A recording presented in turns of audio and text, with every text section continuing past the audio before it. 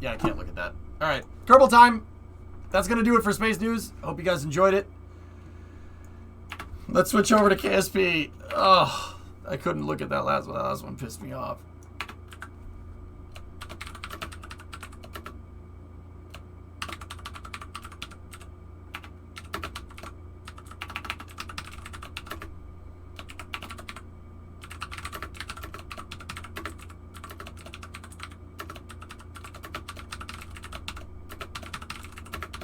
Changing up the title now. All right, we got another small sat mission to do with the K-33. That's what we're gonna do. Let's get more flight tests under our belt so we can grind out the cash that we need to get the big SSTO up and running. Glad you like the album, by the way. I did. How many Buran shuttles mock-ups are there out there? That site actually shows you all of them. I warn you, it's a little bit of a rabbit hole. This site right here shows all of them that were built. 5. Well, there's KS. I don't know what KS is. Test shuttle used to validate aerial transportation. What's TVI? No, it's just the payload bay. What about MT? MT, I think, is the one that...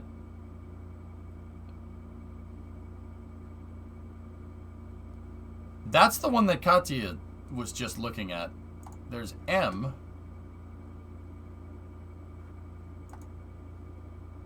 Oh, that's cool. Is ground science and breaking ground biome specific? Yes. Yes, it is.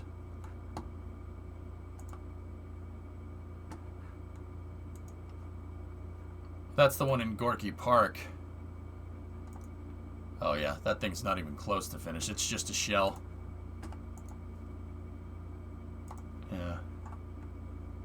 And then GLI. GLI is the one that's in the best condition. It's at Technic Museum Spire. And they stored it inside and stuff, so it's in really, really good condition. Because they restored it. They took the thing apart and put it back together.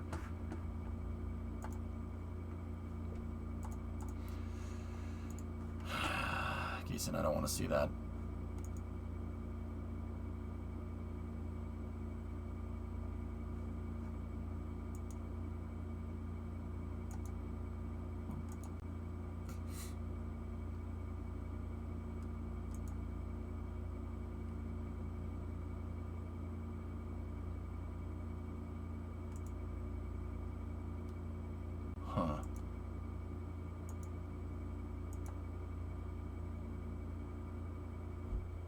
Huh.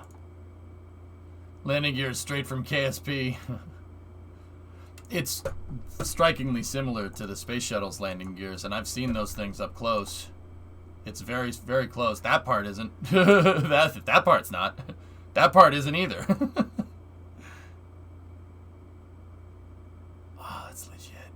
Yeah, see? That's the bulkhead. They just put a fuel tank in the payload bay, and it uses the jet engines. That's really cool. Cool little guy. Look at these pictures, are sick, dude. Yeah, see, they took it apart and they fixed it. That's really cool. We should fly it. We should take it out and fly it again. Igor Volk's still around, right, Kim?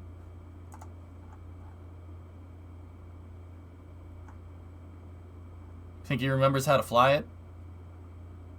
No, there's a couple of them that are still around. Yeah. Yeah, here, I'll link that site up for the people that want to see it. It's pretty awesome. It's a pretty good little site. You can learn a lot from it. I'll link it up in chat, and we will load up KSP. Here we go. Here we go. Which one has more payload capacity? I think Buran could take more into space than the shuttle.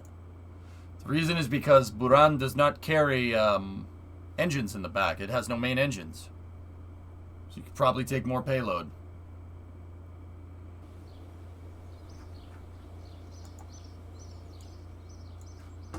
But with the shuttle, you get your engines back. Alright. So, we need to time warp here, and we need to get some missions ready to go.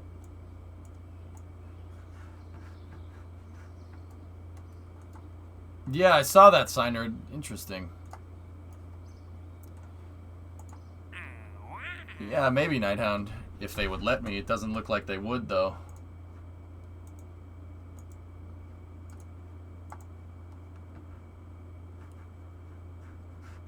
Come on, you. No. Come back. Don't boost the sound on me.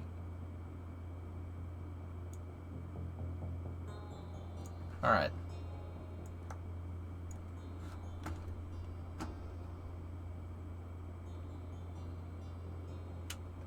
No, they didn't. Bank.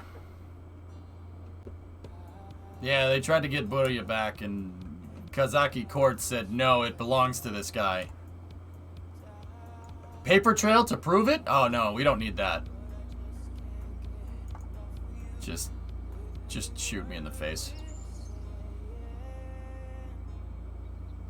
And the guy doesn't want to sell it. He's being a real dick about it.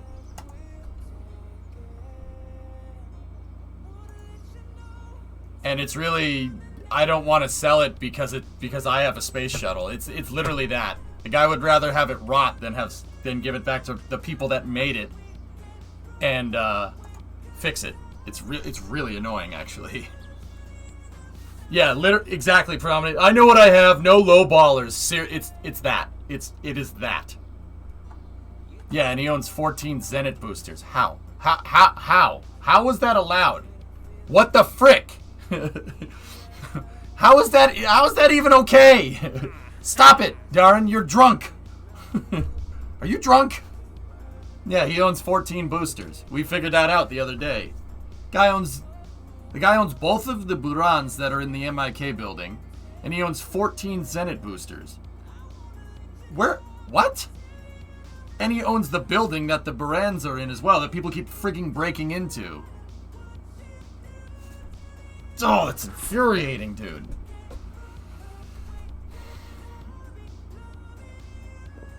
How long until the launch tonight?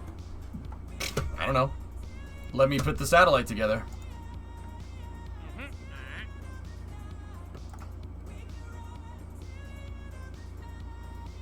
Yeah, Smirks, right?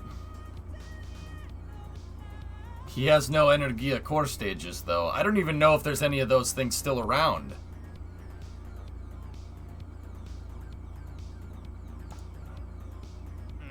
Kem, do you know if there's any Energias around? I think the only one that was left got destroyed. Didn't he own Energia M2? Not sure. There was one in the collapsed building, but that's been gone for 20 years.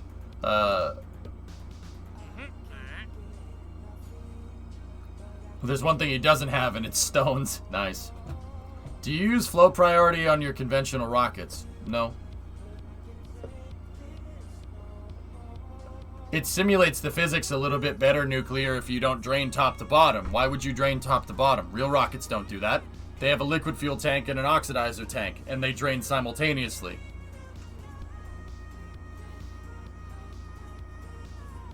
Alright, new plan. Let's build an Energia core stage. New plan. They seem to have some extra RD-0120s lying around. So, we'll build a new one. And then we punch Darren Musa in the face, steal it. Don't steal things, this is a joke. And then we kind of just lift some of those Energia things off, and then the reaction plate's still got to be around. Hang on. All right. I got to humor myself real quick. Dino, give me about 15-20 minutes, okay? You're welcome. TU-95, yeah. Nice. I need to see something. The plate's got to be around somewhere. Let's look.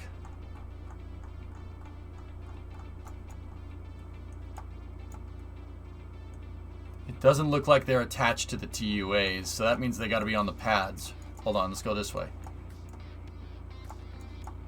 Oh, damn you, shadows. Well, here, let's go backwards a little bit.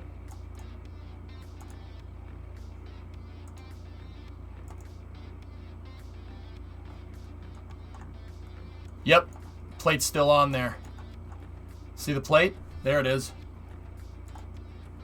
We're going to need one of those to build a stack, because the entire stack is built on the reaction frame. There it is. How are we going to get that?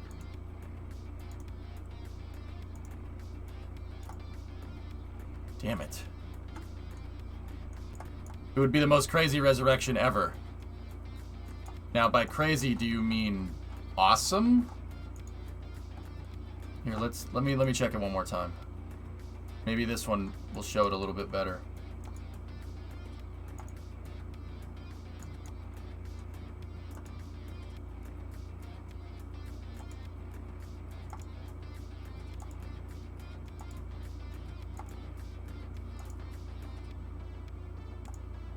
Hard to say, Kim. I don't know. There could be one more place where the frame could be. It could be down here on the test stand. Maybe they left it there. Well, there's the mount.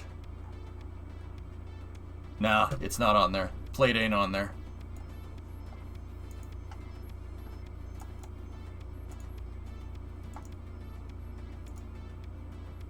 Nope, it's not on there. Damn. Yeah, see? This has no plate on it. There's just a straight shot into the flame trench. What I'm looking for, guys, here I'll show you. How's the money grind coming? I need to do about 300 more K, and then we're ready to go. So the entire stack. So the American shuttle sits on the SRBs. They couldn't do that over here because liquid fuel boosters. So the entire stack is bolted onto a gigantic reaction frame, kind of like Falcon 9 almost. Or Falcon 9 is like Buran, because it came first. Where's that damn plate? I can show you a picture of it. Well, we know who those belong to. Damn it. There it is. See the plate?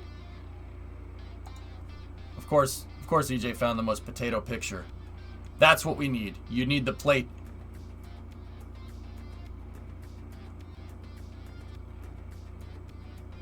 That's what I'm looking for. I mean, I say that thing's like the size of a soccer field. No, maybe a tennis court almost. And if we're going to get the plate, that means we need the transporter erector too. That means we need to get the TUAs working. I'm sure it'll work. I'm sure it'll be fine. Overhauling it might be expensive though. I'm sure the hydraulics still work. Spiking her, it's dry. Nothing rusts out there except in the rain season, but that's another story. Link that image, you can upscale it. There's better pictures, right? But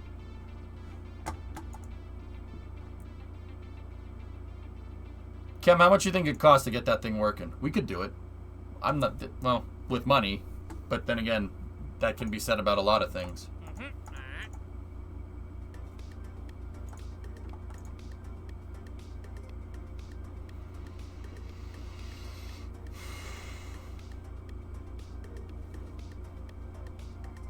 Yeah, give it some little work.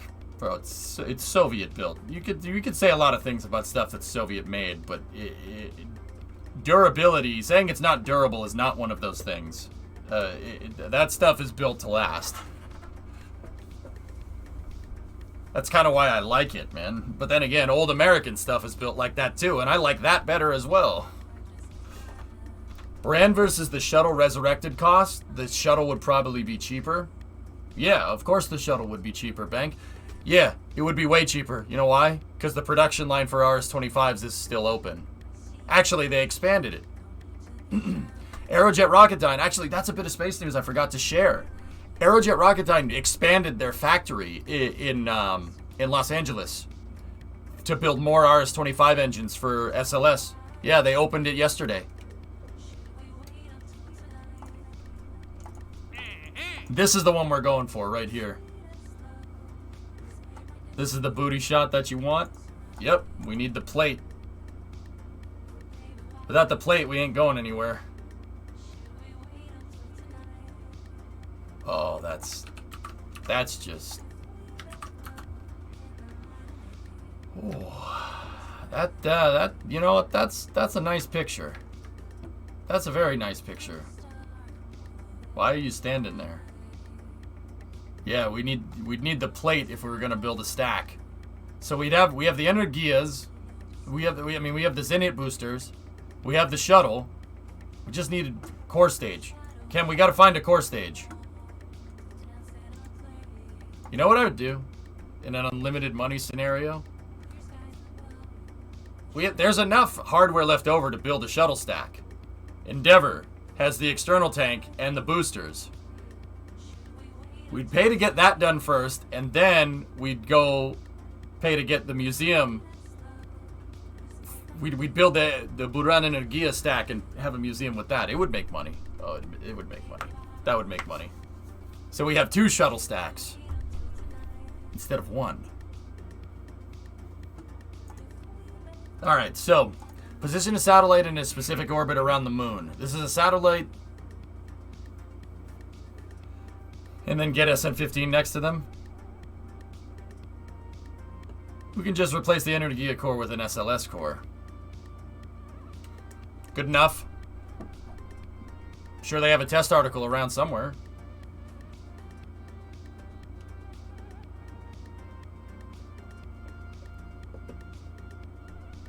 Alright. Build a new unmanned probe that has an antenna and can generate power. This probe must be fully assembled when launched. Reach the designated orbit around the moon and within reasonable deviation. Have an accelerometer on the satellite. Maintain stability for 10 seconds. Okay. Now what's this other one here? Satellite in a polar orbit. Reach a designated polar orbit around the moon with reasonable deviations. Have a gravioli detector. Well, I'm going to take this mission anyway, because that'll help us with the grind towards getting the better SSTO up and running. Now, here's the real question. How far do those orbits deviate from each other?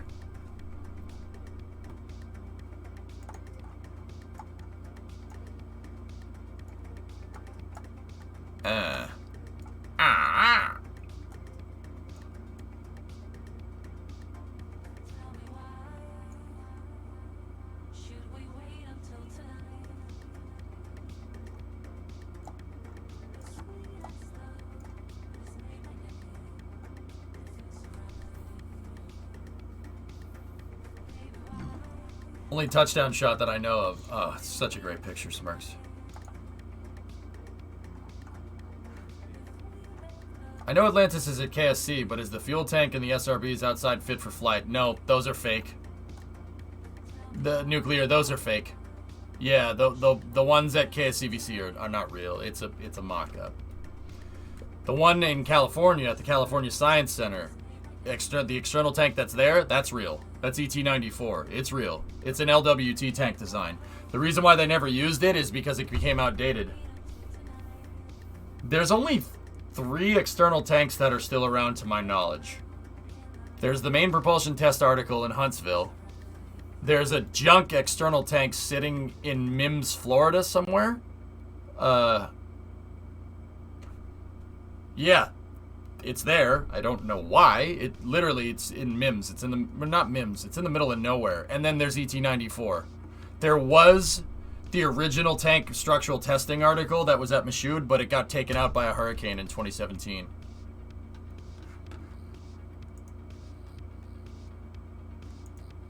Oh. Nice, AK. Cool. Yeah. One thing real quick. I can hit both of those orbits. If I give the satellite like 2000 Delta V, we can hit both of that. That's not a problem. Yeah, check this out. You want to see something weird? Little Google Earth treasure here.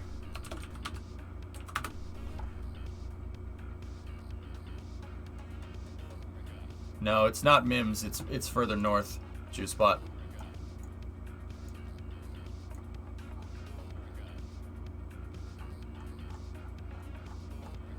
Like way further north.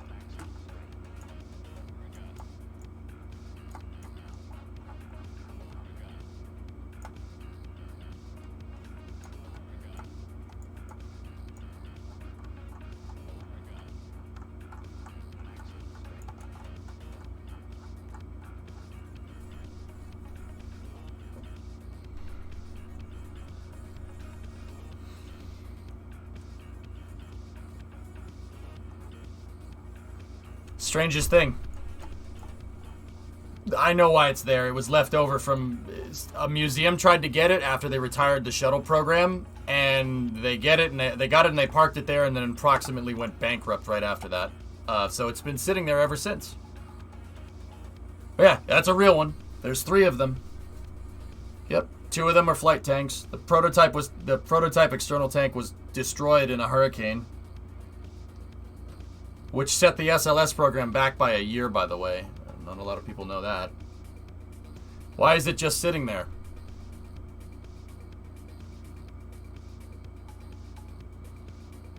Who owns that one then? I don't know. I don't know, John. I have no idea. Well, Doom, I was thinking super synchronous insertion, circularize one, boost your orbit back out, inclination change, come back down, circularize the other. So let's look at our Delta V map and go from, no.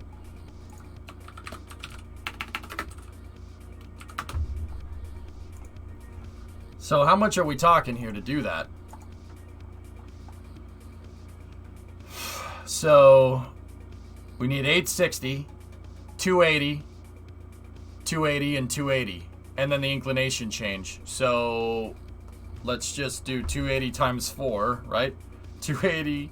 So, well, 860 to get out there, plus 280 to circularize in the first orbit. Then we need 280, give or take, to get out, to change our inclination, to get out there and change our inclination. And then we need another 280 to come back down. And then I'll add another 280 for the inclination change, even though that's not what it is. 2000 Delta V will get us what we need. We could do that with one probe. Yeah, we could do it with one. We just need about, yeah, once again, about 2,000 Delta V.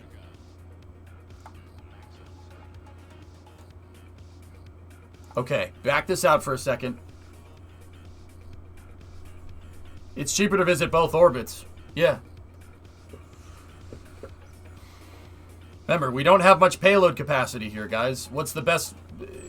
I can have a satellite here, and all it needs is a accelerometer and a gravioli detector. So if I can make a satellite with 2,000 Delta V that has both of those things, 2 birds with 1 stone. Double the payout. 1 mission.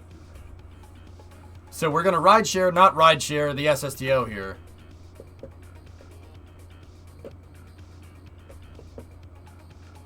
Like the Ninja motorcycle that has been parked in a dorm parking lot for 5 years. Was just thinking about... Oh, there was a... Yeah, I could do it with a single one. Payload size, though. Size? Dudes.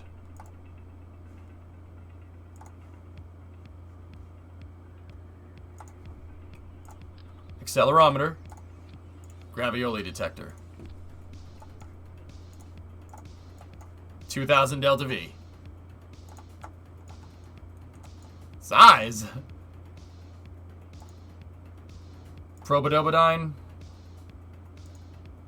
Reaction systems.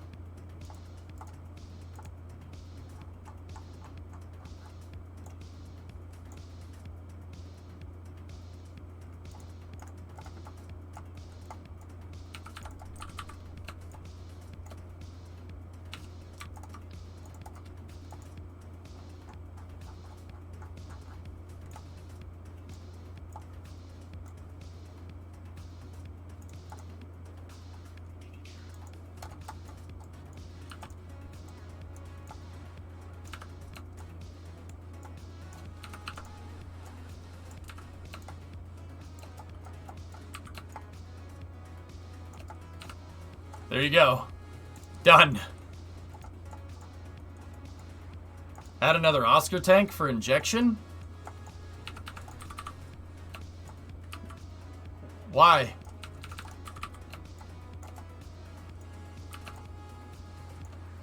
Wait. Wait, why am I doing that? Dude, we have enough. This has enough to get to both orbits and then probably impact the moon. Yeah, this thing's fine. Shut that out. Save it. Now we gotta go into the payload transfer truck.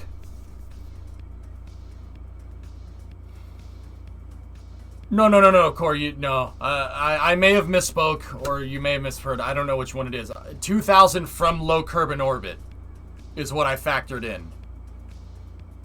Comms, it's fine. Yeah.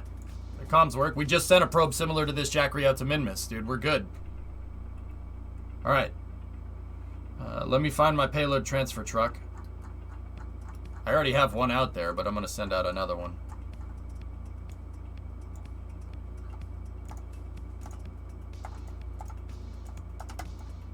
The dispenser should be in here. Yep, it's in here with the last satellite that we launched. We are going to go in here like this.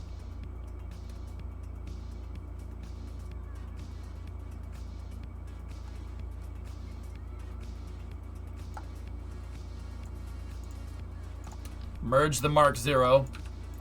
And then, I'm not going to make the same mistake that I did before. Move the decoupler out here. Take the payload. Make sure we're attached to the decoupler. Move the payload that way.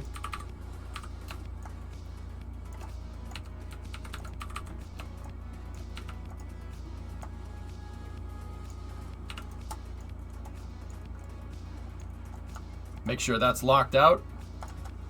Okay.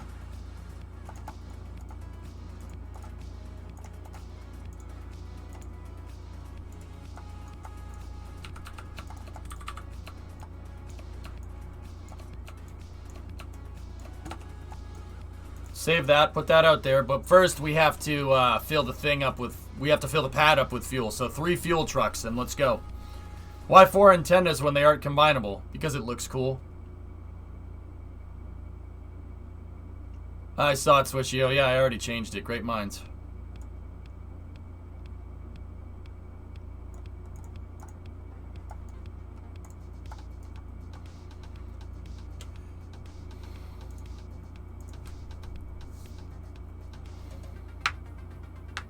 I love your streams, pal. Keep doing what you're doing. Thanks, KC. Appreciate it. Electron had a 60-month reset in there. That's pretty rad. All right, let's go.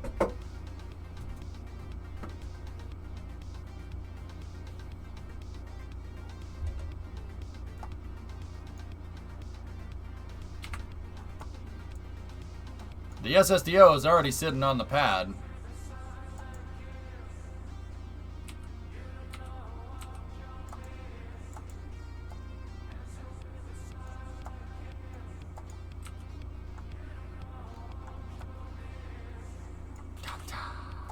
Jet truck. There we go. Billy.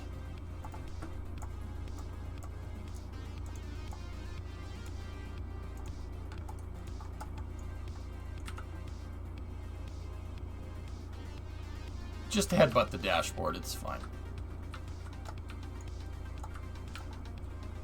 It's kind of your fault, Jackery, but it's alright.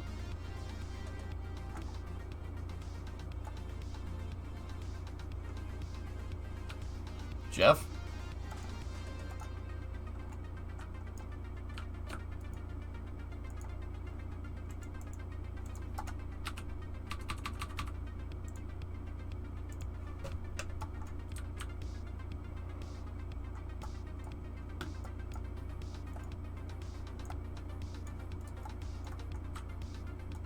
You aren't wrong.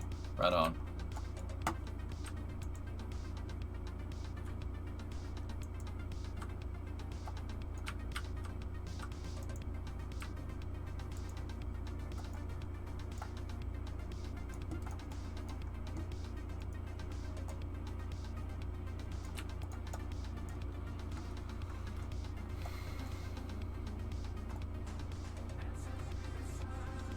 Could we invest some time into a more capable fuel truck?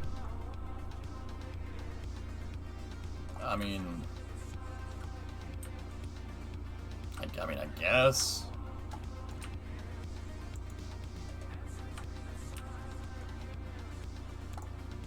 Yeah, just crash into the pad, it'll be fine.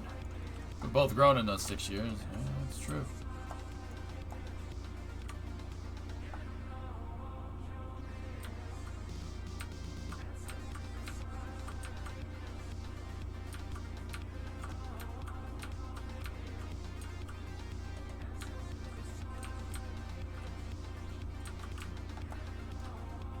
I mean, Swishio, honestly, in the time it takes for me to go and engineer a new truck, right? I could have just filled this thing up 3 times with fuel.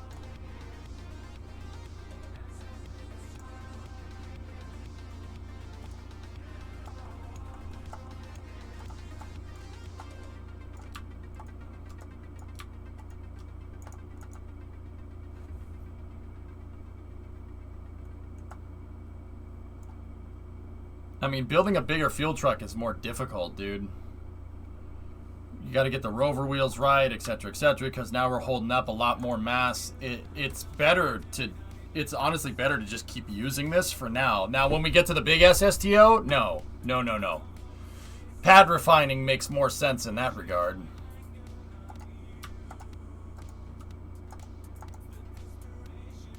How much does it cost to fill up the SSTO? 10K. Yeah, about 10,000. Nothing. This mission's gonna pay 100,000. We're gonna get 1,000% profit on this.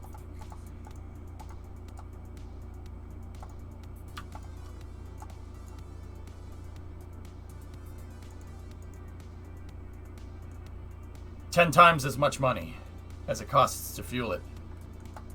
And the more we fly the SSTO, the more profit we get.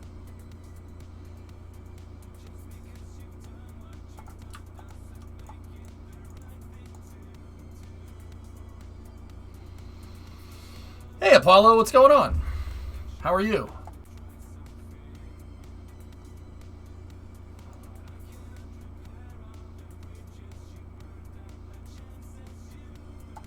Just look at this shot. Let me see.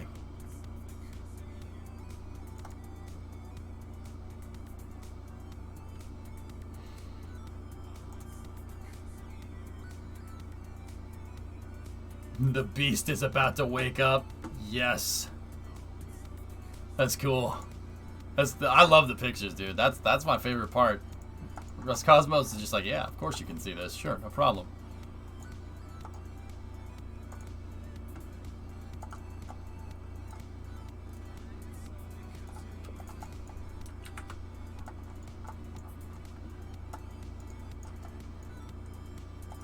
What's the next location you plan on buying? I didn't really have a plan on buying any other location, dude.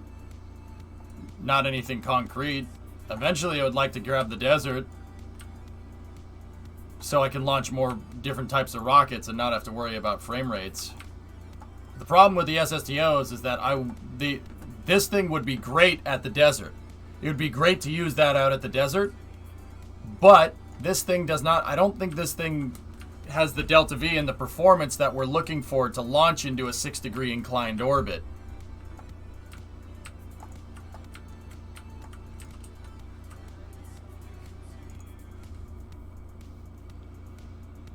Not much. Trying to get back into Kerbal. Had some burnout on playing recently. Yep.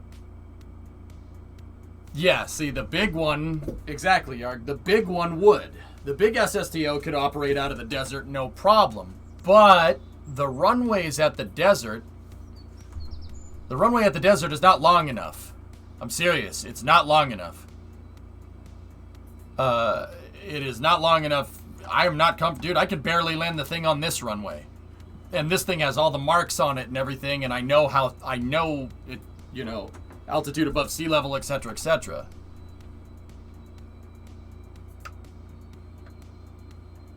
What about landing beside the runway?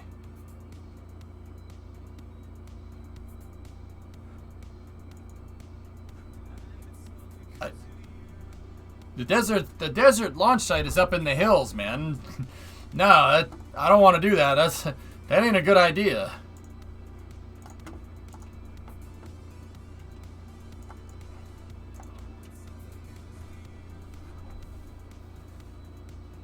Were there new runways added? No new runways, unfortunately. Annoying. I mean, guys, what I could do, there's a mod, I know, shut up. There's a mod that allows you to place down more launch sites. And, dude, I'm almost totally fine with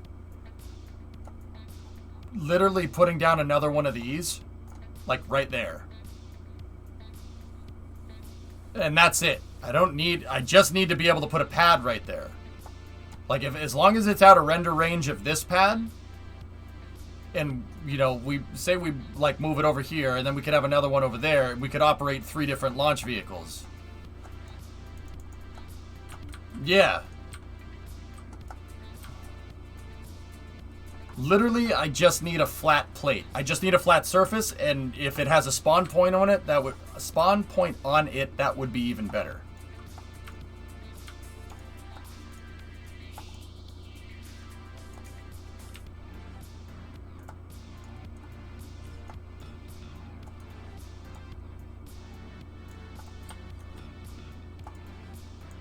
I mean, now that the game isn't going to get updated as much, one of the rules that I had was not to do that, because if a new version of Kerbal comes out and it's not compatible with the mods I'm using, then I'm up crap creek.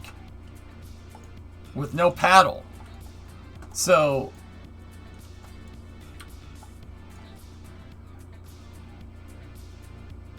This you. All I would literally need... Heck, I might go edit the game files. All I would literally need is just to take just that hex tile and just place it right there. That's it.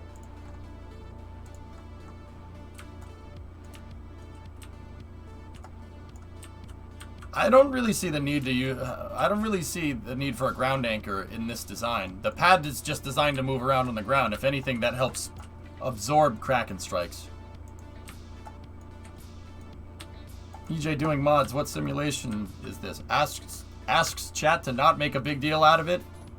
Chat completely ignores what I have to say. That's fine. Alright.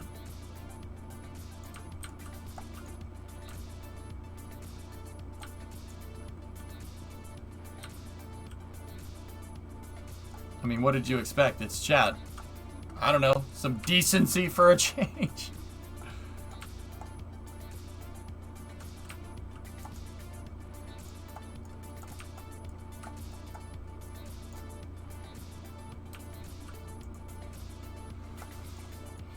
I mean, honestly, the mod would be there for you guys' convenience, not mine, because everybody here knows good and well that if I want another launch complex over there, I'll just go and build one myself. I don't think anybody can argue at this point that I don't know how to do that.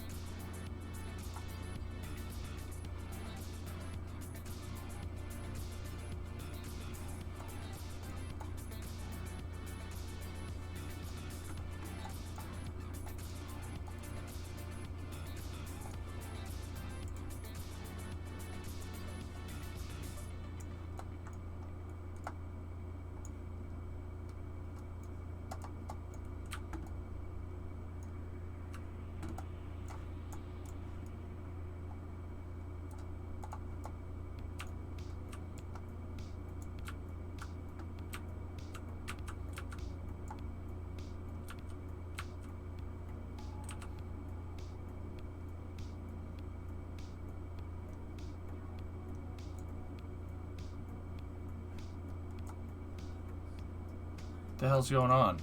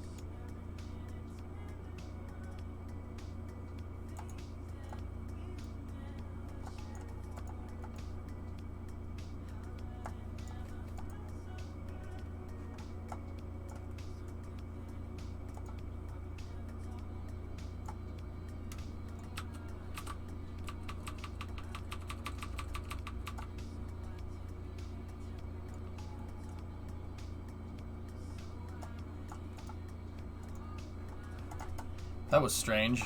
I don't know why those ports weren't docking. I time warped. I forced a time warp and it worked.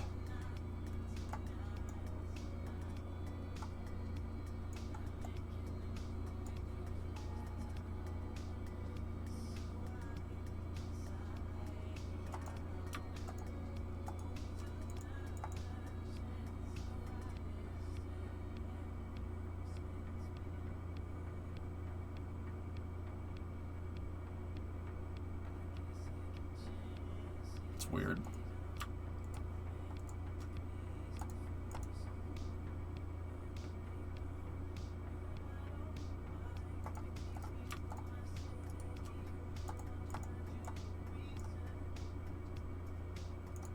I time warped, guys. No, time warp forced the docking port lock. That's weird.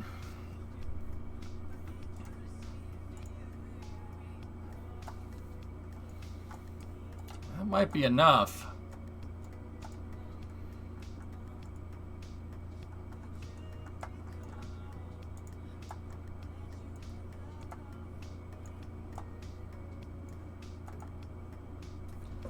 How much fuel does this thing need?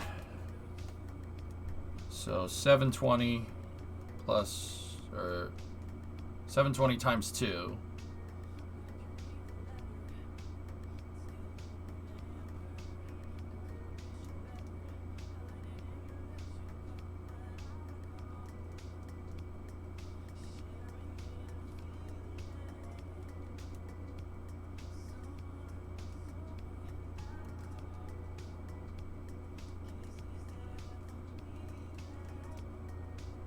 Okay, we need about 13,000. Yeah, we need one more fuel truck. Frick. Alright.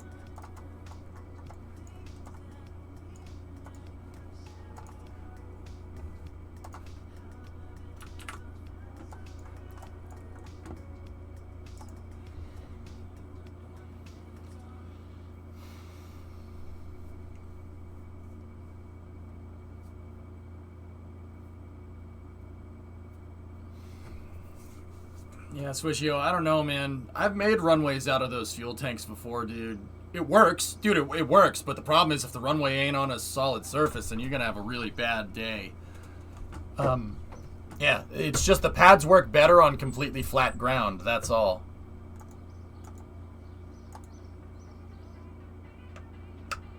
Ground anchors would not help me, Brendeno. My pad shifts a little bit all the time. And part of the reason why the pad works so well is like in the event of a Kraken strike, the pad is allowed to just spring up off the ground just for a second and then it comes right back down.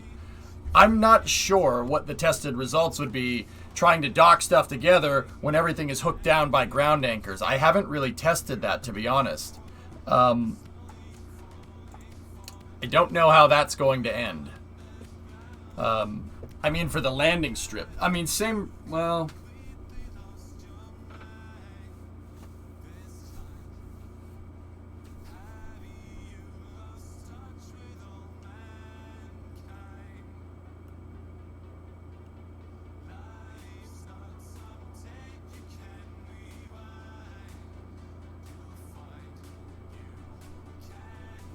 I'd have to test it, dude.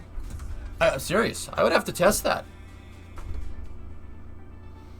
Because you could use Kerbal construction and put a girder segment down that's high impact, put a docking port on it, dock it to the ground anchor, lock the docking ports out, and then strut everything to heaviest part. And that would be like having 1,000 struts going into the ground. That's an engineering mode thing. Dude, we should test that. If that works, I just need something that's flat enough. I do not need a perfectly flat ground. I could take this launch site and just move it over there.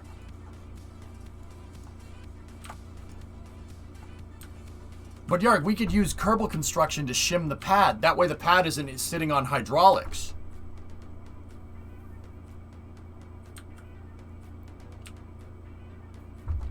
What mod are you considering? Whatever mod adds more launch pads.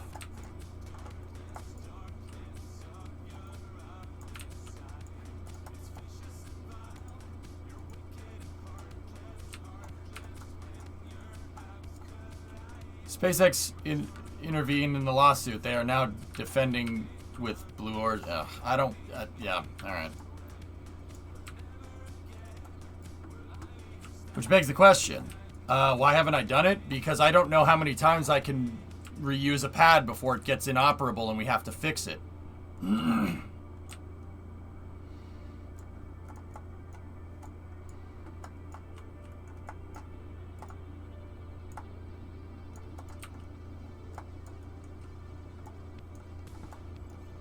Loopy, could I go into a game file and just take this and then just put another one over there? It doesn't even have to be a spawn point. Is it Kerbal Constructs? I don't know. I'm guessing from what people are saying in chat that yes, it probably is. I don't want to defecate on the pad, Viscous. I know you just made a typo. Ship it and build it on the Moon or Minmus. Pad Depot, all of it. With the right Kerbal Construct parts, I could build one. I could build this launch complex on Minmus. That's actually the reason why I wanted to build launch pads in the first place, so I could build them for the Moon. To make an easy refueling depot on the Moon. That's the reason.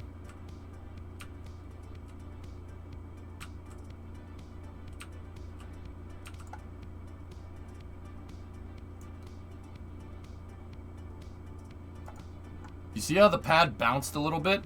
I don't know what that's going to do with ground anchors, but if I could... I mean, heck, if I could shim the thing, I don't even need ground anchors. That doesn't even matter.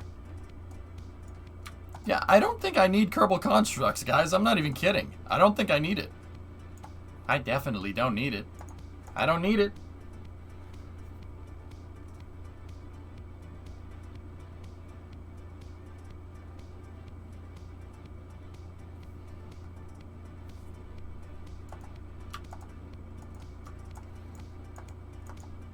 Dude, we could even incorporate it into mission mode.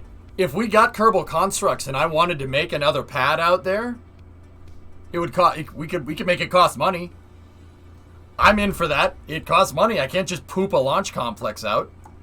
Costs money for construction, and my launch, the GSE and the actual pad cost money, but it costs money to grade the terrain in real life. It costs money to open the pads. Oh. Well, that's cool. Dude, if I had this with another crawlerway that branched off like right here, right? And then it just literally went straight to another pad out there that's out of render range of this, that would be really, really cool. Okay. All the fuel trucks are ready. Pad is fully fueled up.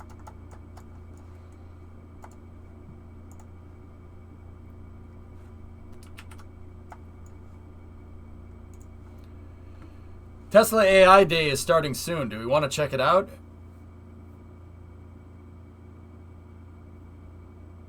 Yeah, I know, French. I've seen Loopy use Kerbal Constructs. It's pretty rad. It's pretty cool.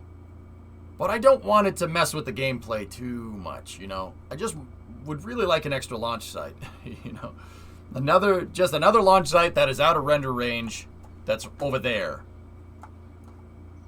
You know, we could switch back and forth. Heck, actually, you know what I'd probably end up doing? I'd probably end up doing two of them. I'd probably put one there and then put one there and make sure they're all out of render distance from each other. The reason why I'd do that is because they're out of render distance from the runway. I mean, guys, I'll be honest with you. If we do AI Day, I'm not going to launch tonight. We're not going to have I don't have enough time to do both of those things. Starting this week, and this is just something I probably should have talked to you about. Yeah, I know, I have no hair. That's part of it. Part of this week, I'm really trying to be punctual with streams. On time. Streaming on time. Keeping the schedule going. Within minimal deviation.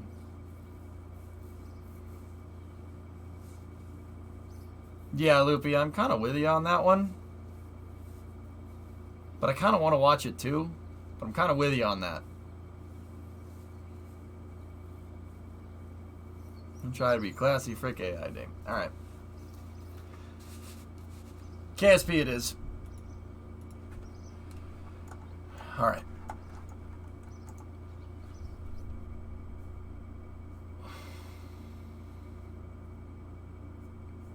Yeah, if anybody wants to turn on AI Day, if it's something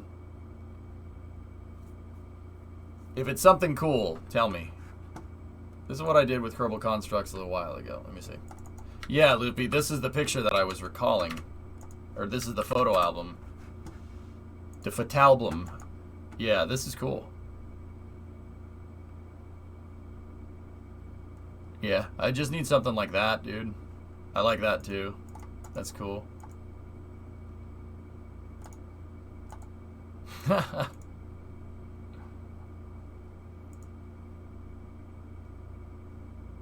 Yeah, something like this could be very, very useful for me.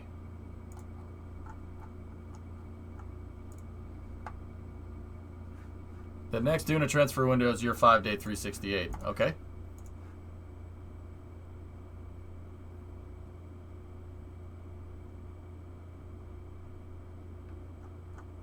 Yeah, Xanath, once upon a time I could do that.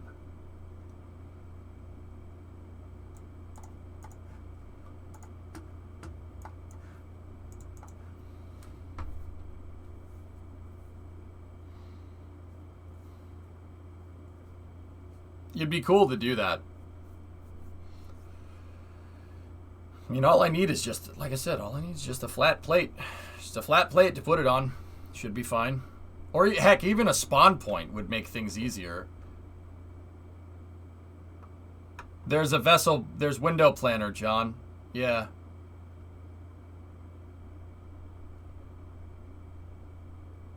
Loopy, I don't need to, I just need the mod that allows you to place it. I could just reuse assets from KSC. I wouldn't have a problem doing that.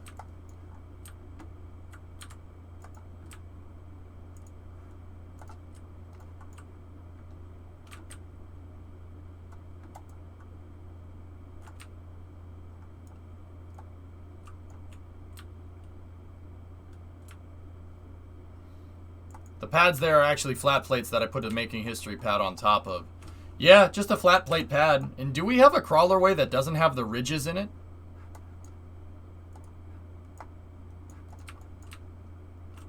I mean, dude, that way if we wanted to do a pad that had an ML, that had mobile launchers, it'd be a lot easier. Can you put a pad down at the dock spawn? Yeah, of course. It would be floating, but yeah, of course.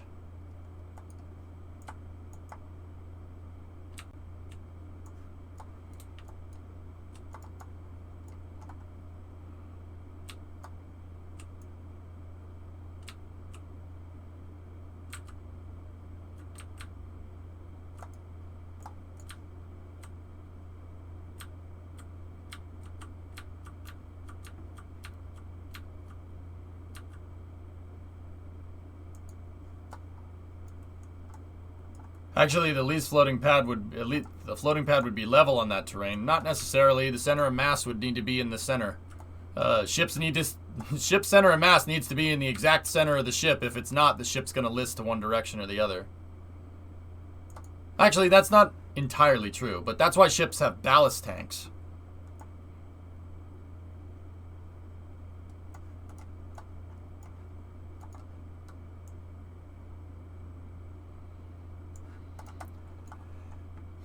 I tried widgeting a floating dock in engineering mode, Bon, to the... I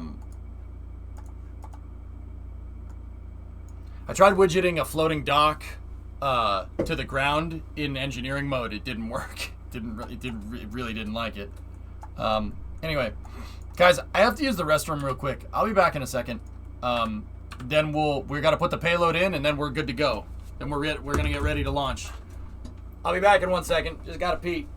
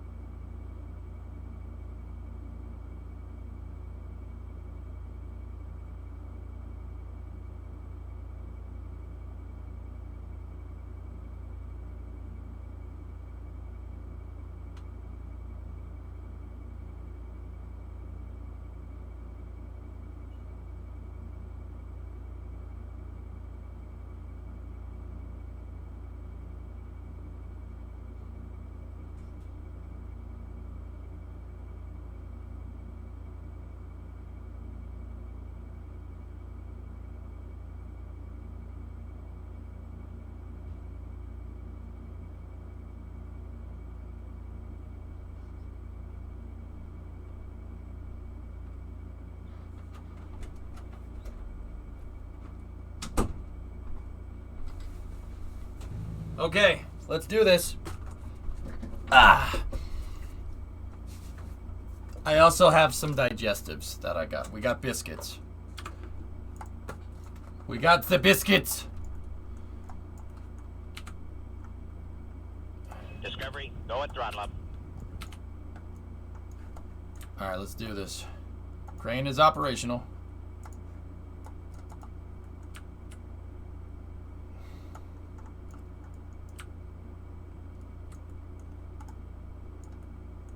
Jindex, 36-month resub. It is time for integration.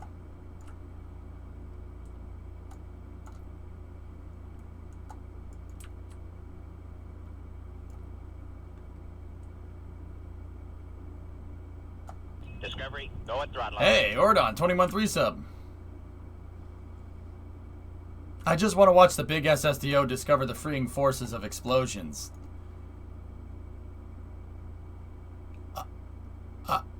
I don't. I do not want that. I want the opposite of that. I want it to never explode ever again. I don't want that, man. Oh, hey, relax. Hold on.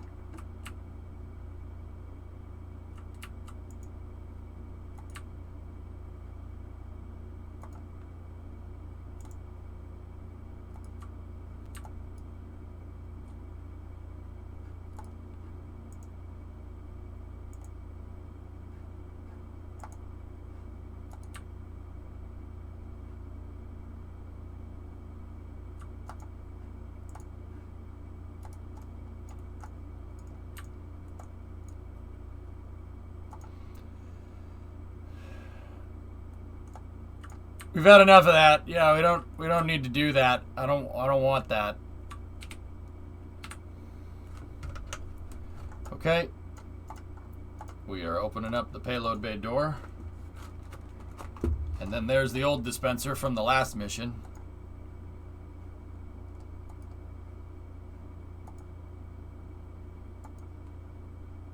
No.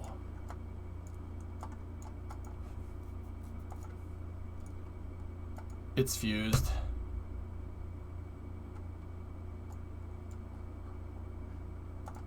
Fused. Crap. We fused the docking port.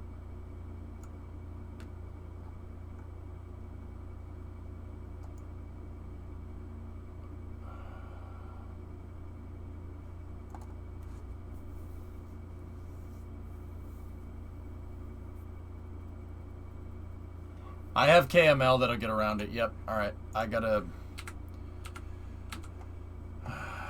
Alright, we gotta restart KSP. I gotta move the crane back to where it was.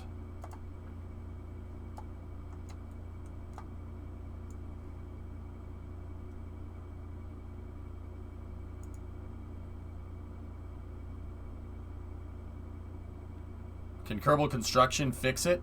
I'd have to take apart the entire decoupler with Kerbals by hand.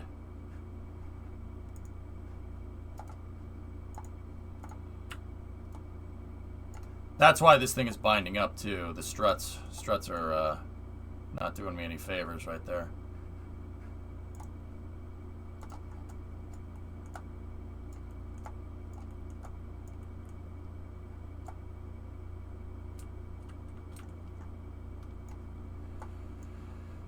Damn. All right.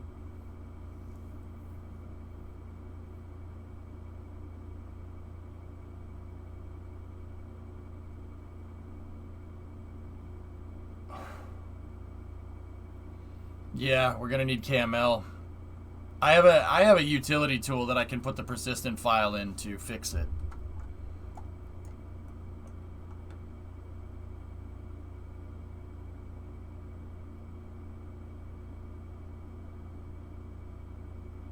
No, I haven't talked to Predominant about it, dude. I forgot.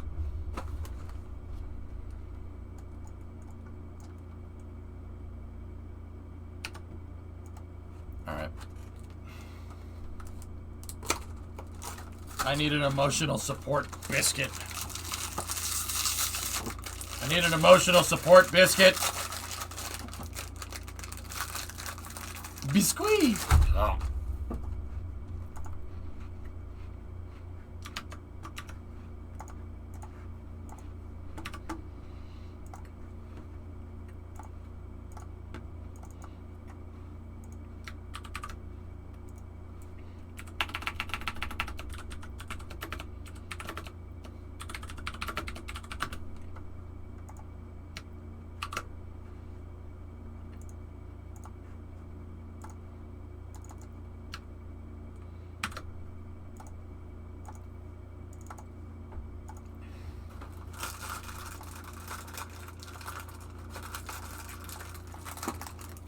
So KML is an aftermarket. It's a utility tool that was released that's designed to fix inconsistencies in persistent saves.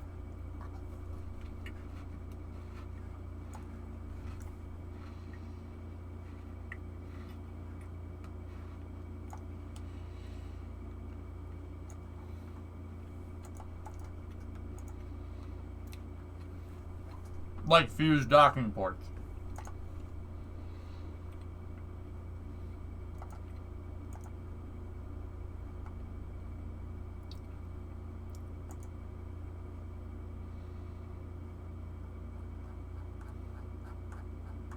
Are those digestives? Why are these things so damn good, Dragon?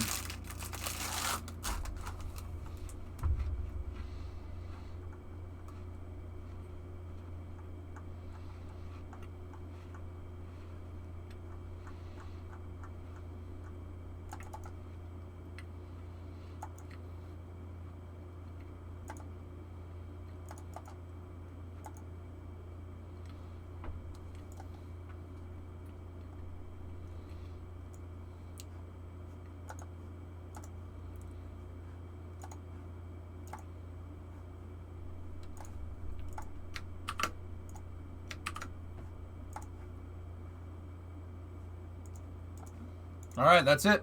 That should fix it.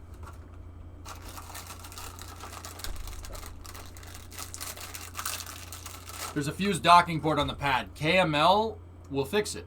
It'll fix the fused docking port.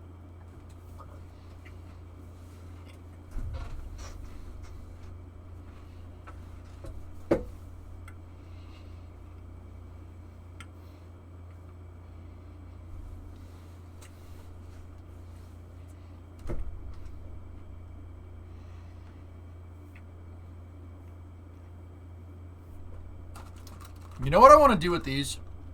Get some marshmallows. Take 2 of these McVitie's biscuits. Chocolate end facing in. Put a marshmallow in the center and then heat it. And then melt the marshmallow. These things are prime for making s'mores. Now, I don't know if people have s'mores overseas. That might be an ignorant thing to say. I don't know if you guys have those, but if you don't, you're missing out.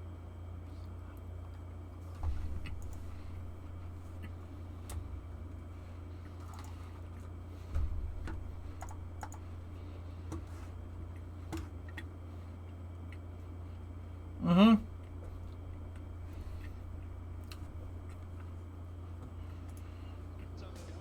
But wherever you are in the world, the swimsuit segment will be sure to warm your hearts. Our first stop will be on the grounds of the world-famous National Palace Museum, which houses Chinese treasures dating back some 4,000 years. They're cookies. Quit calling them biscuits. Are you gonna start saluting the Queen soon? I'll tell you what, John. We don't need to put these. You don't need to throw these in the harbor. We can keep these. This is fine. The tea, though? No. You can get rid of that.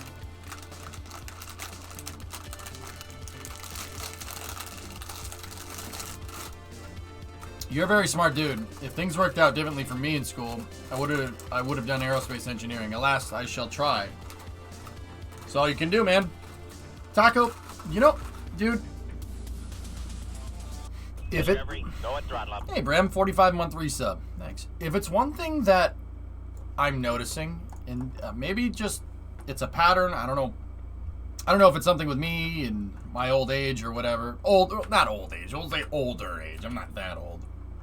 Everybody that's younger than me thinks I'm an old geezer, and everybody that's older than me thinks I'm a young kid. I'm like at the like, you know, halfway point between. I'm half old man. All right. So this docking port should be able to unbolt. Yeah, there we go. Wicked. So it's something that I've noticed, and this is probably something that I should have realized earlier. It's that anything that's difficult is hard to do. And what do I mean by that? It was like, obviously, dude. Yeah, anything difficult, hard to do. Thanks, man.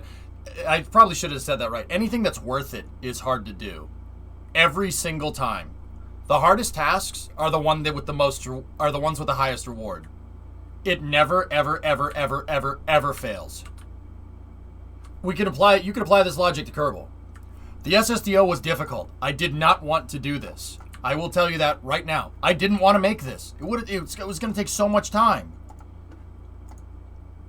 That's time that we could have been launching rockets. But we did end up with something pretty damn impressive here. Discovery, go at throttle up.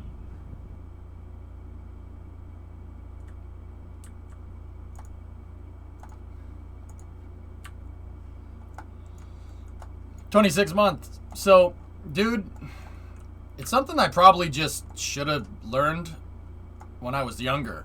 Because when I was younger, what kept me from going and actually doing math and getting good at it was, I'll never be good at that. It doesn't matter. It's too hard. I won't be able to understand it.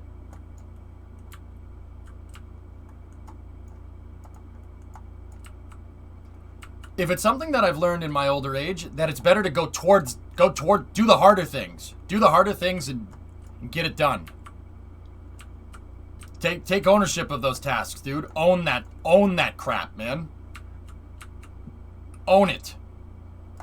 Like, that's the better move. Every single freaking time. So, you know, you say you're going to try, and that's good. You should.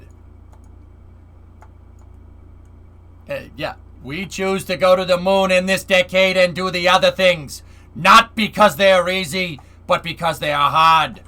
Because that challenge will serve to organize and measure the best of our skills. Because that challenge is one we are willing to accept, one we are unwilling to postpone, and one we intend to win. And the others too.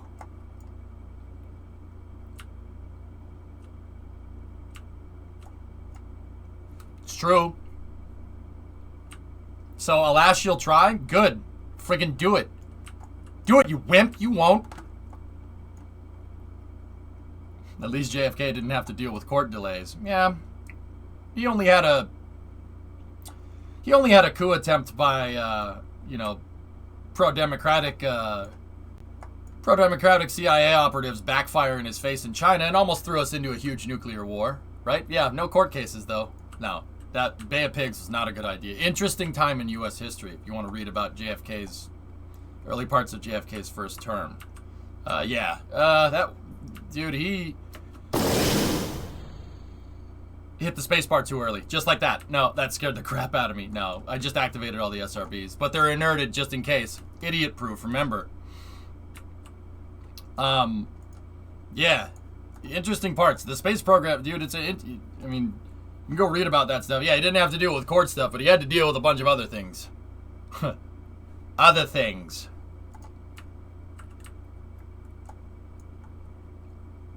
But yeah, Taco. I'm pretty smart, dude. Am I not smart enough for rocket science? No, I could learn it. You can learn it. Anybody can learn it. You just gotta have some initiative, dude. And that's, it's not... I find that with kids that's not as prevalent as it was at one point. And dying, I mean, yeah, but hey, no court stuff. That's a good point.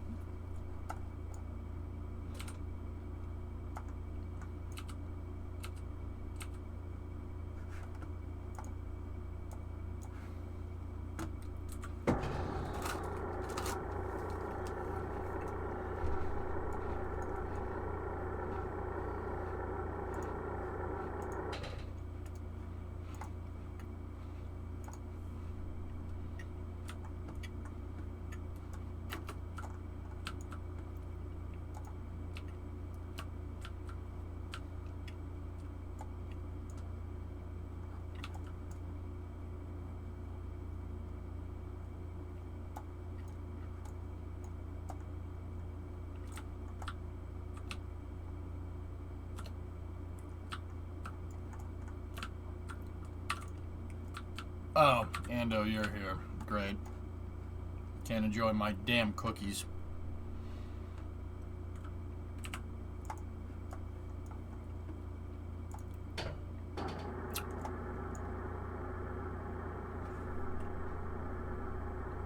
How is Starbase? Good, Brim. I upgraded the ship. No, Ando's here. Can't have any more biscuits. Can't have any more biscuits. It's all bent out of shape. You eat cookies on stream.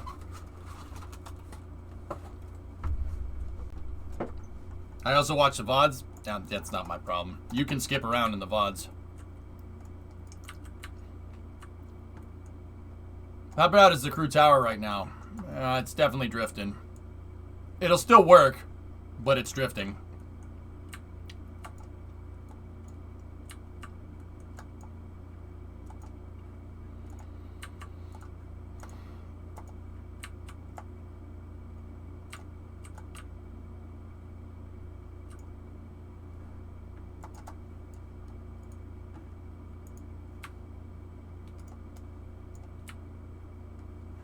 Okay, new satellite.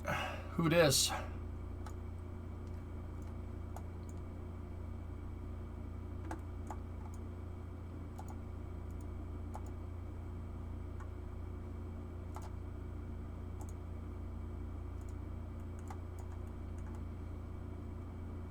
Yeah, he's digestive hating. He's an anti-digestetic. I don't know.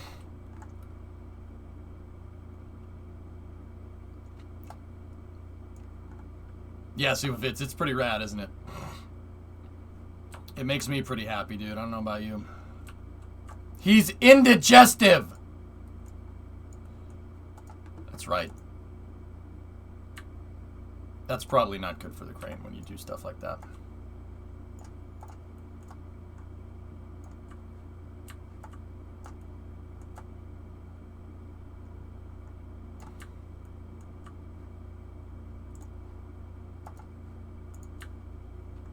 So there's a strut right there that I'm using to hold in place, and it's bending out of shape.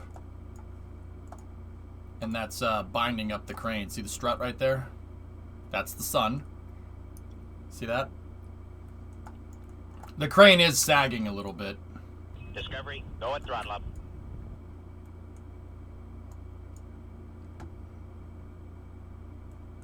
This contraption is awesome, Zibin. I'm glad you like it, dude.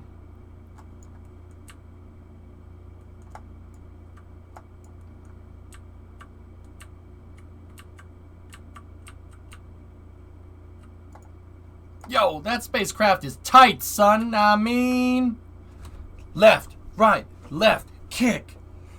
Yo, that jacket is tight, son. I mean.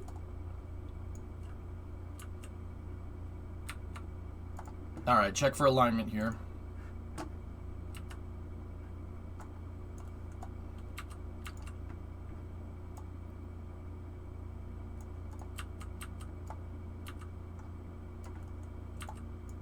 And actually, I was gonna say drop it like it's hot. No, I'm pretty sure I dropped this thing into position on purpose. Like I basically got this as close as I needed to without docking it and then let it go. I'm pretty sure that rapid docking undocking is what fuses the ports.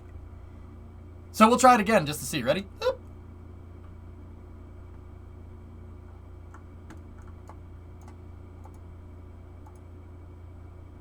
No, didn't fuse the ports that time. Strange. Could you fit the Mark 1 pod in the bay with the satellite?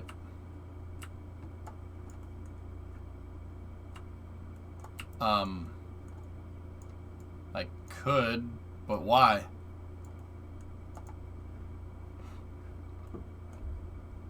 My favorite part of the EJ streams is always the drop. Level up Kerbals. Glebless is the only Kerbal that I have that doesn't have a star. She'll launch on the next flight, though. I'd rather keep it dedicated one to the other, John. not mixed crew and cargo.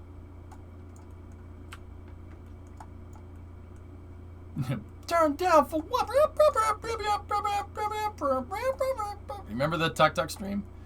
5 to 9, I think I heard a shot. Turn down for what?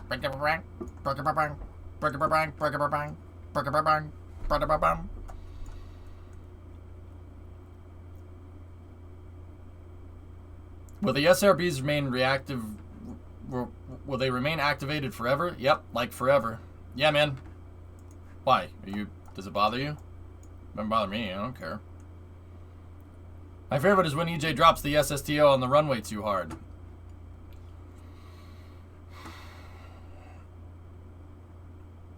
Thanks, man. You know what my favorite thing is? When you shut the hell up!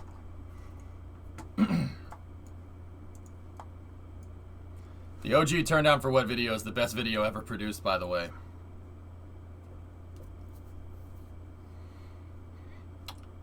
Dish, I disagree. It's a very good video, but I think Donkey Kong is the best video ever.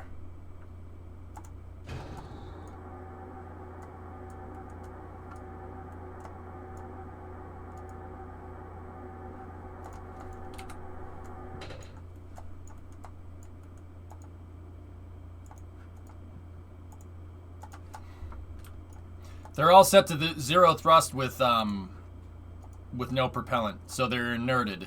They're not gonna do anything. They just make a funny noise when you hit spacebar. They just go psst. Yeah, just exactly like that.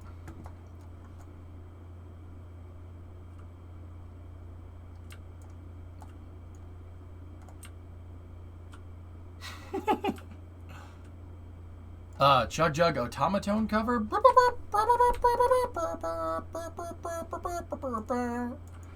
kills on the board right now. Just took out Tomato Town.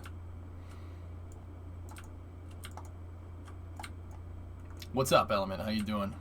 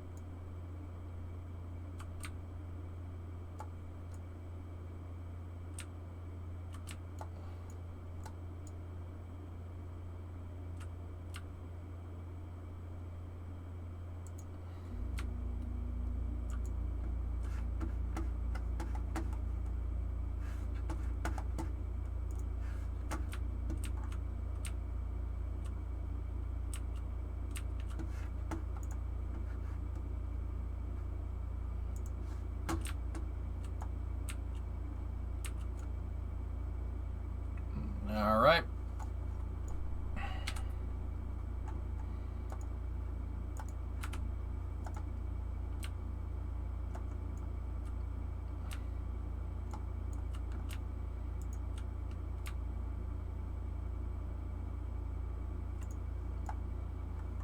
Hangar's out of the way, or almost out of the way.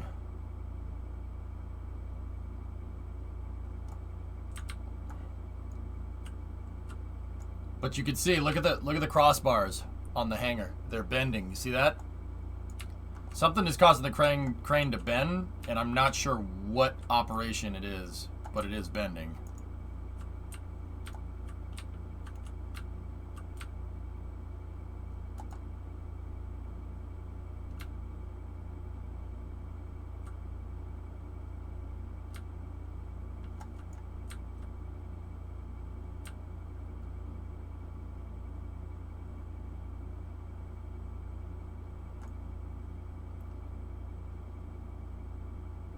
Oh, jeez, Element. That sounds awful. Yeah, that sounds awful.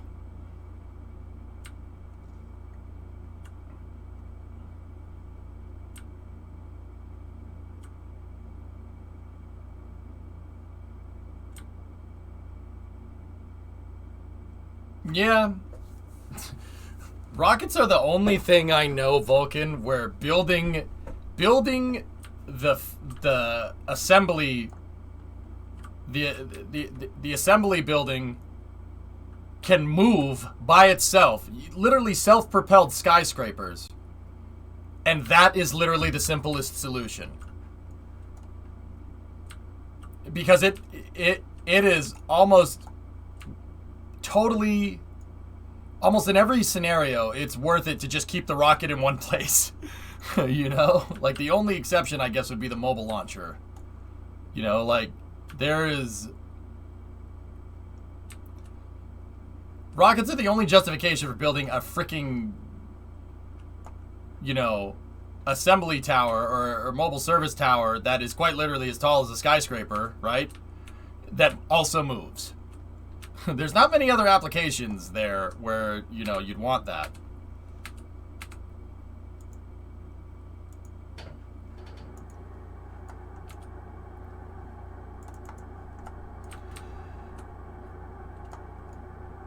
Have I ever seen 37B up close? Yes. Yes, I have.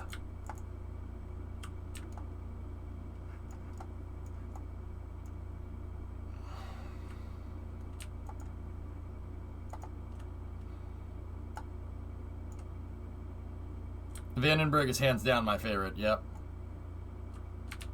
Yeah, the scale. The scale of rockets, I think, are what make it the coolest, you know?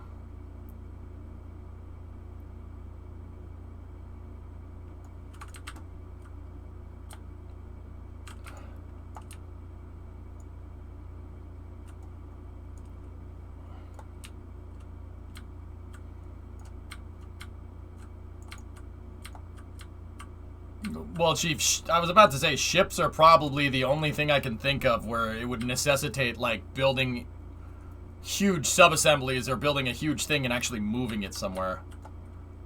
Starliner was seen moving back to the OPF. Oh, it's C3PF.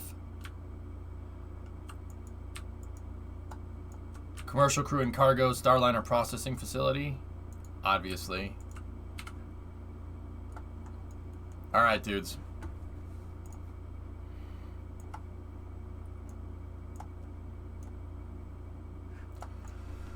Okay. Let's coordinate a mission, a new T0 here. 10 minute window.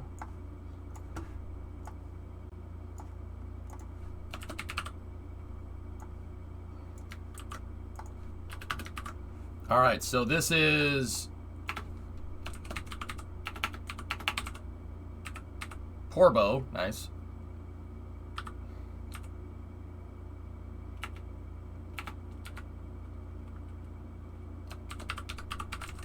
Probo Reaction 1.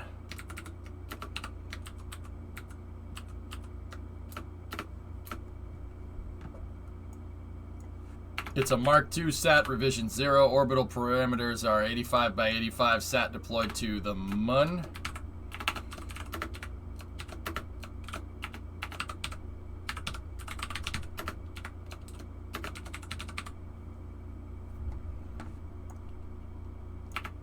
Inclination 0 degrees. We didn't have a scrub here. This is 408 kilograms on this iteration. This is the 4th use of this launch complex without recovering it. 116th launch from Complex 1A total. This will be the 4th flight of this vehicle. 11th total flights. Commercial satellite deployment. Ride share to the Mun.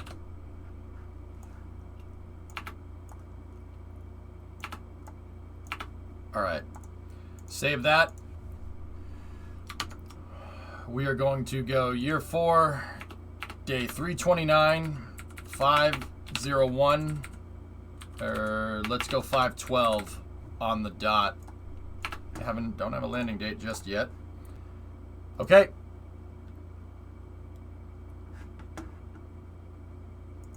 We could move the building, but it's easier to move the boat. Nice.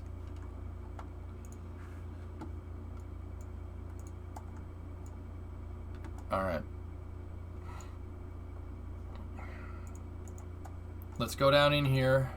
Actually, we don't want 512. It's going to take longer to do that. I won't coordinate a T0 time just yet because we have to get the vehicle upright first. So, we're loaded in. Let's do a payload checkout. Let's make sure that the fuel is safed on there. Fuel is safed. Okay, cool. Perfect.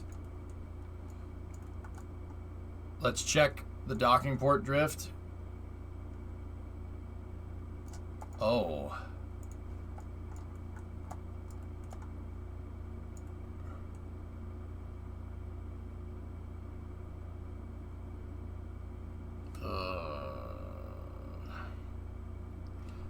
We've launched it like this before. It hasn't been an issue, but man. Okay. Let's go ahead and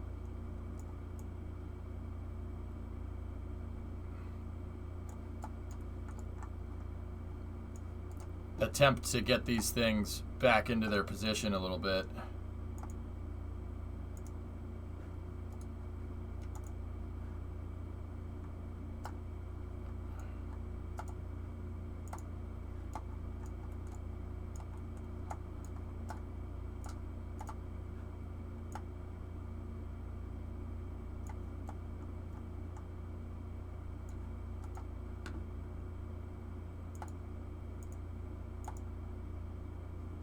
Okay, there we go.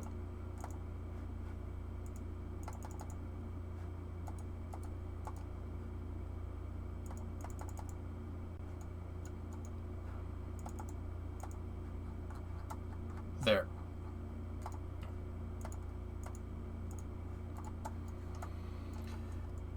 Okay, that should be a little bit better for that thing.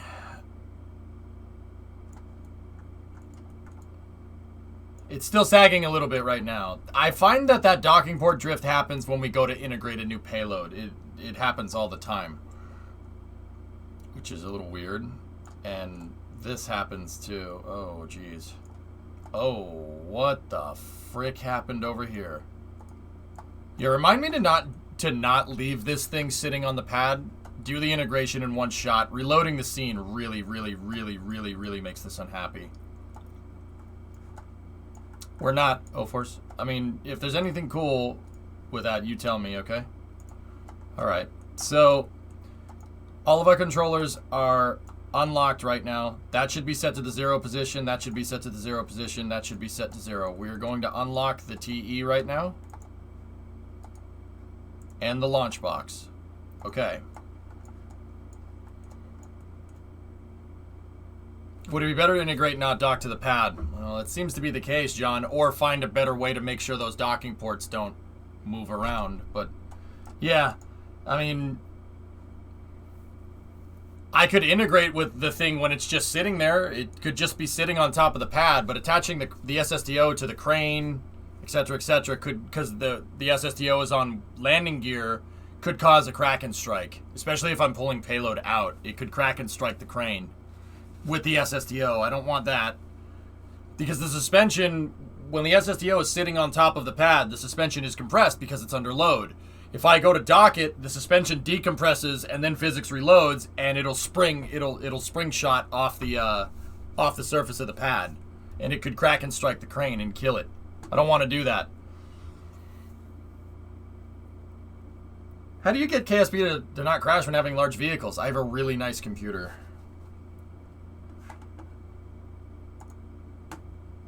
Oh, that's cool, Bram. Yeah, I'll check that out. Alright, enable the rotational controller.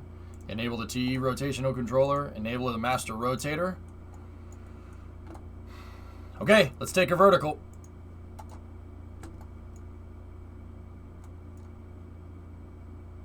What about installing the payload when it's on the leveling air brakes? I'm not sure the leveling air brakes can hold the thing up by itself, Bluelin, but that's a good idea. We'll have to check.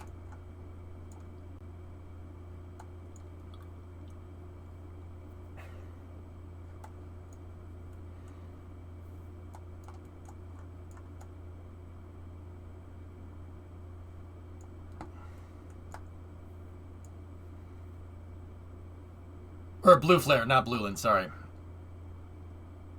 Your names are both blue, and you have Wow, okay. It's alright. Floridian slip. Oh, jeez. Wow, Blue Flare and Blueland. Dude, Blueland, I always get you and now Blue Flare and Bluegill always confused because your names are all blue and they all start with blue, damn it. You're scrambling my brain. Stop it. Don't. That's on me. You're not blue. Don't lie. If you were green, you would...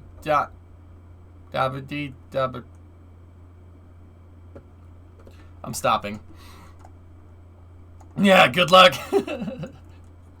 Damn you! Damn you! This should slide back into place here. Did you just... Nah, man. We're good. It is pretty cool, Magellan, isn't it? I can't believe we have something with hydraulics. And I mean, guys, honestly, the drift, that thing drifting is the worst of our problems here. The pad still works just fine. That docking port slippage is the only thing I'm having problems with.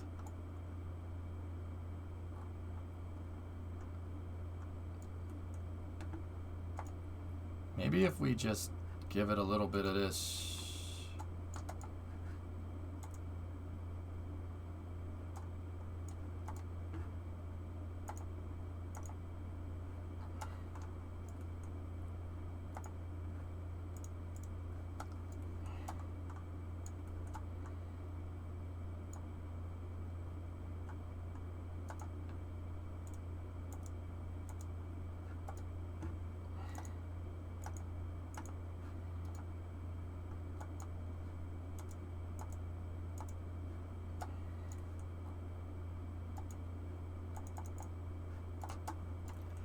How far out of place is the crew tower? It's just sagging a little bit. It'll still work. Yeah, just sagging a little bit, that's all. Alright, so...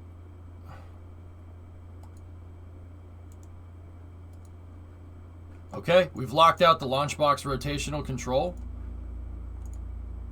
Disable the rotational controller. Disable the master controller.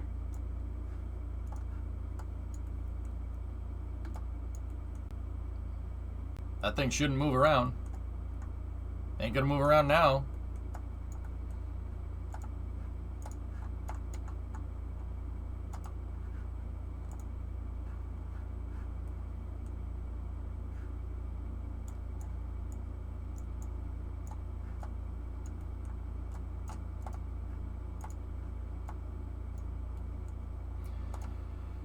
T retract is good. Reading 89.8. Okay. Oh, see, we pushed up. We bent some things. We got to be careful. Those should snap back into place during launch, though. So, and not should, they will. It'll snap back. Repost. Okay, could you add an inflatable port to the pad and attach it to the bottom of the craft? Well, that screws with the hierarchy, man. It's possible. Yeah, I could do it.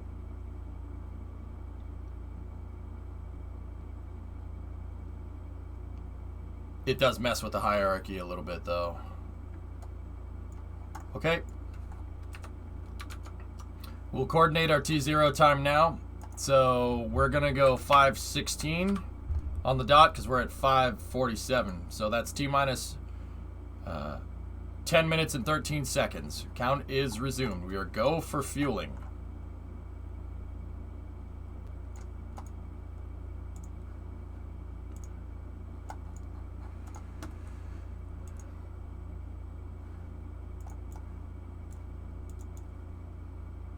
We're going to start the fueling operations here.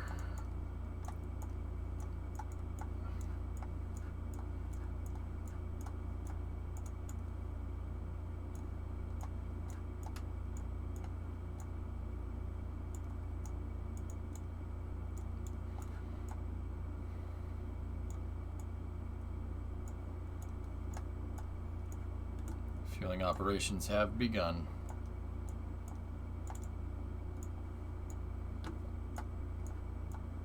We're going to open up all the valves to the fuel tanks here.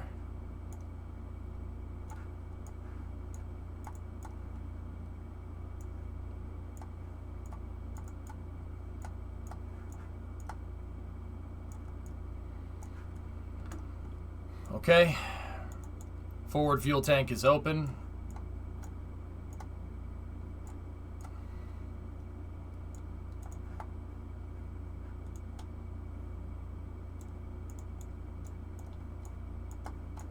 It's a lot of fuel tanks, but this way ensures that I can fill all of them up. And I make sure, because dude, if I miss even a drop of fuel, we're gonna pay for it. We'll pay for it. That's for sure. Okay. Start our fueling procedures now.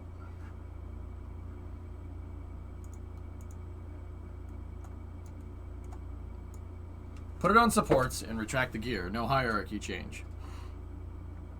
That's what John was suggesting, Chief, pretty much. Last. What's up, Snackless? Last. Okay.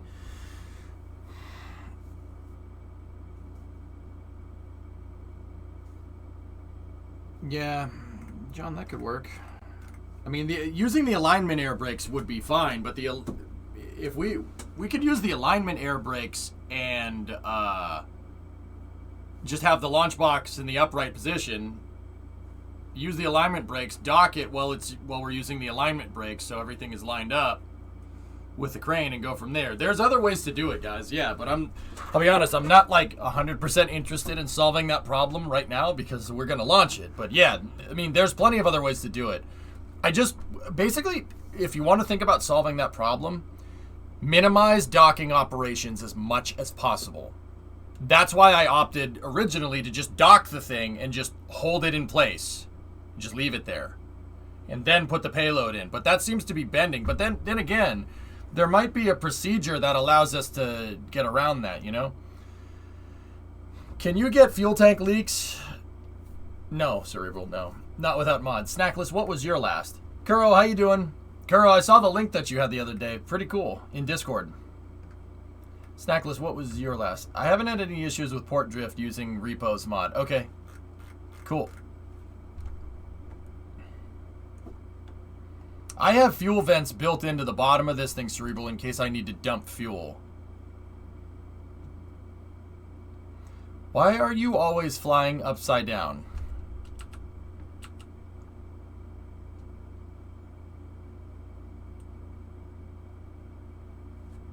What?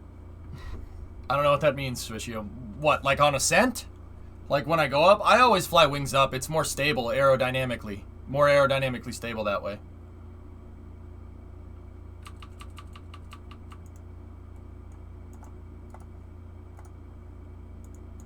Shuttle was the same way.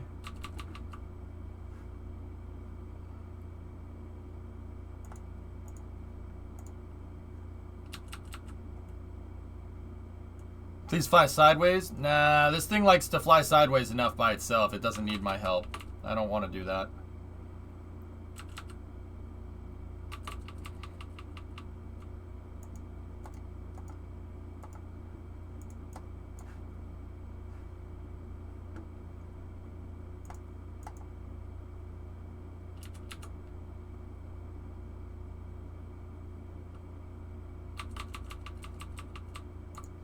Okay, we're balanced. All fuel tanks are full. Or we're not balanced. All fuel tanks are full and we need to balance the payload. We need to balance the fuel dump. Or the fuel farm. That's what I'm trying to English.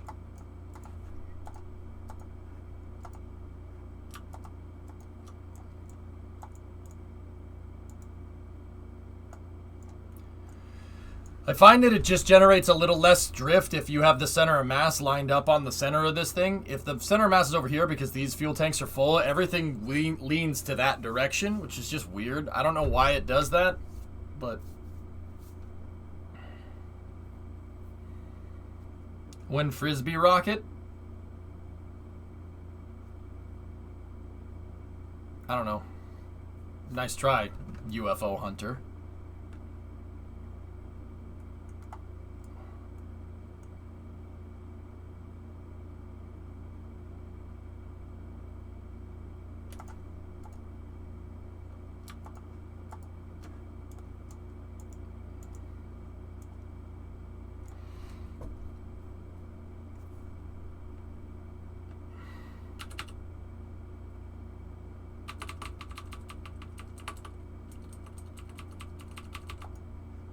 Okay.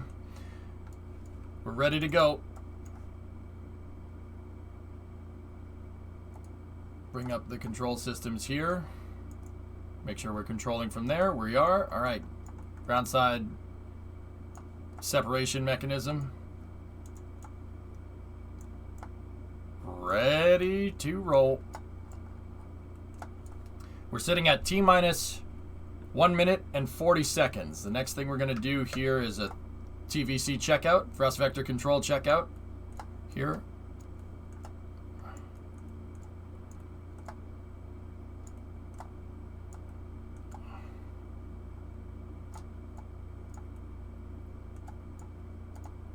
Come on.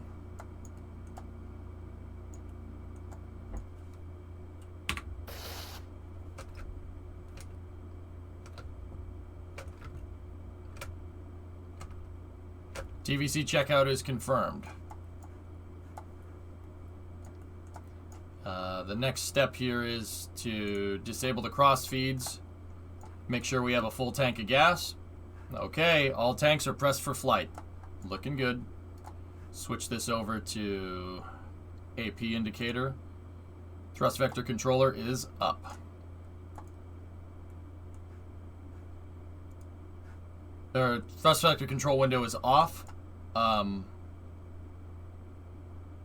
KS25's OC is looking good. Okay.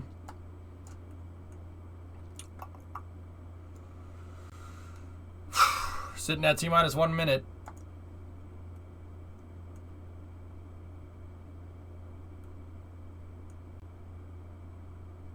Fly it on instrument only. No. I could, but no. Not in mission mode. I'd save that for another day.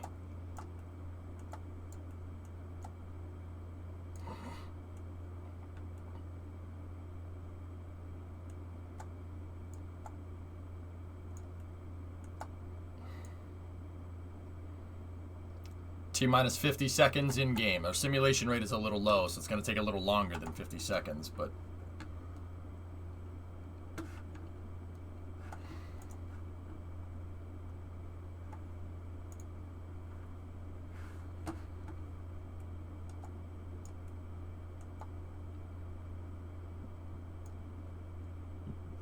Make sure our control surfaces are all closed out.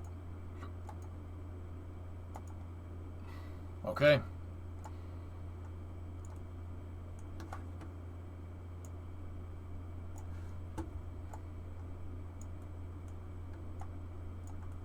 Rock, report range status. Status check. Go K33. Go SN10. Go Probodobo reaction 1. Probodobo reaction sat 1. Vehicles cleared to proceed with terminal count. T-minus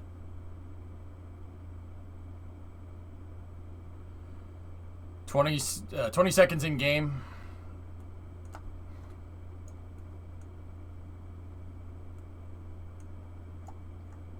No, John, no chance.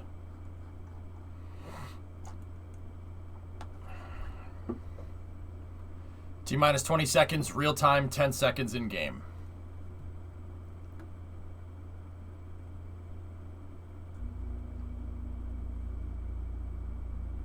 T-minus 10, 9, 8, 7, 6, 5, 4, 3, 2, 1.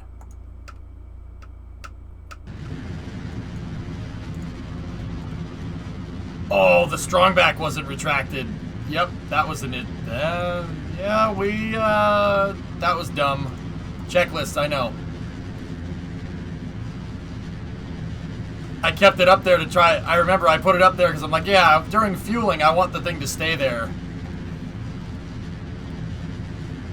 But we got a good lift off anyway. Let's let her fly.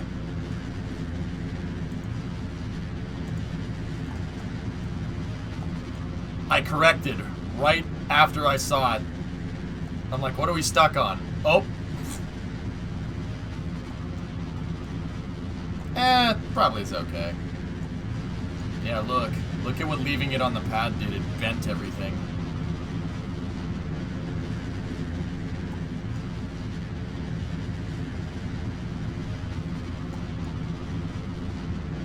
2 kilometers in altitude.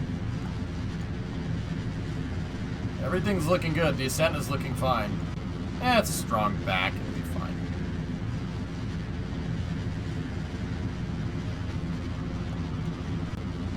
Yep, we're still looking good here.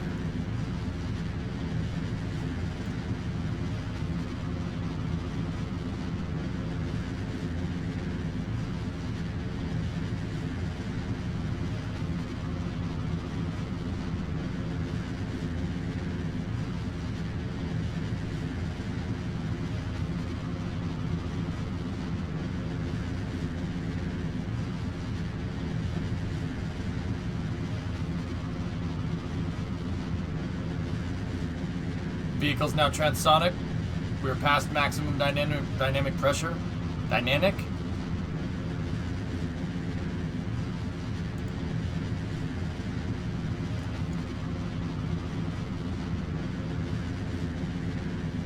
Stop it. Stop it. Don't do that.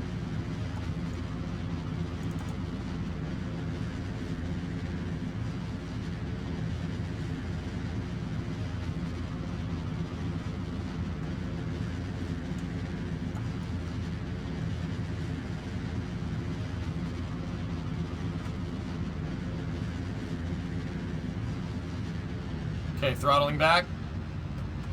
50% on the twin KS25s.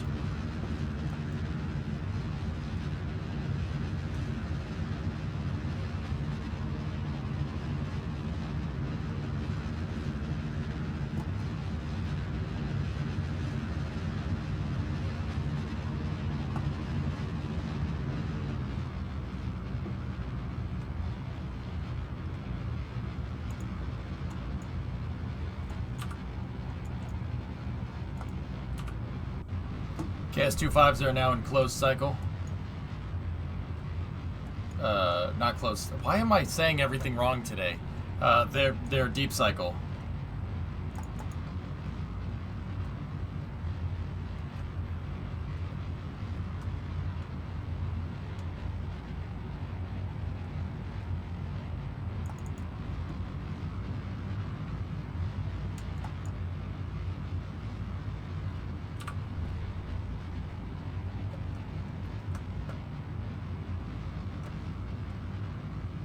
Derp cycle. Yeah, we'll call it that.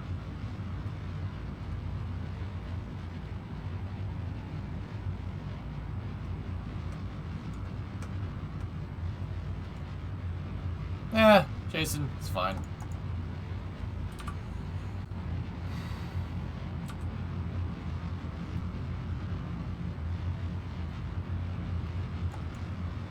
Can you smell burnt toast? No, not yet.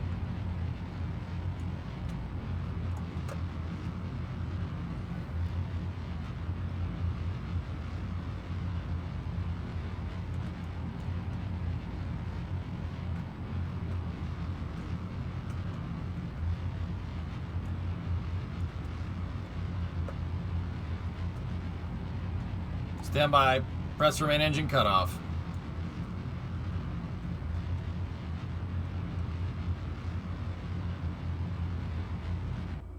We have MECO confirmed. Okay, switching over to the orbiter maneuvering engines.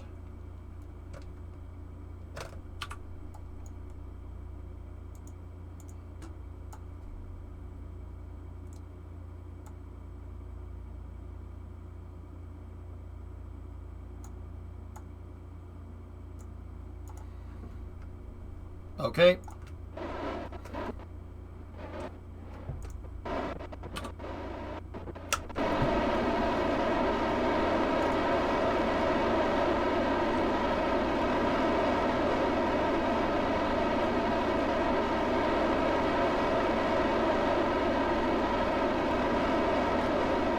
Looking good on the way up here.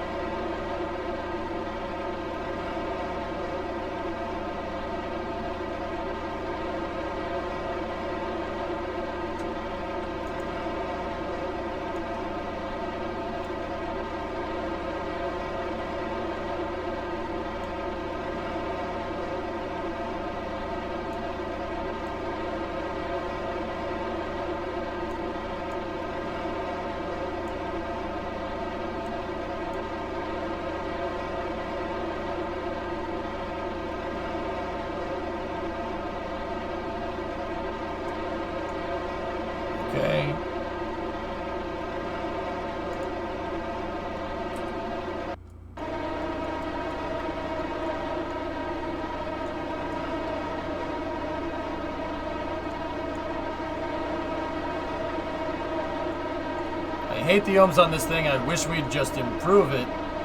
I wish we'd just remove it if we aren't going to improve it. No. It's going fine, drummer. We're gaining Delta V from using these, Yard.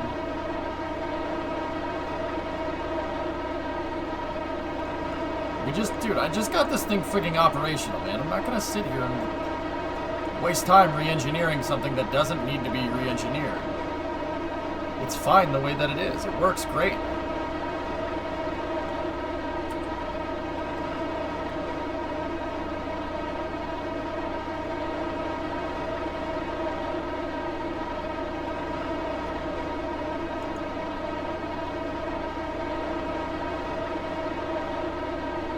The ohms is really loud and annoying.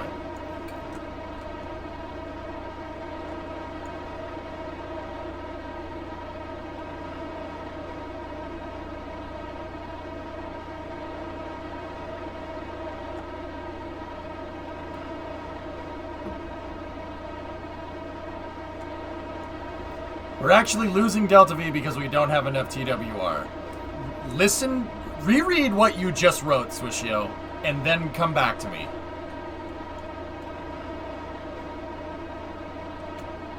No, that's not how that works at all. What are you talking about?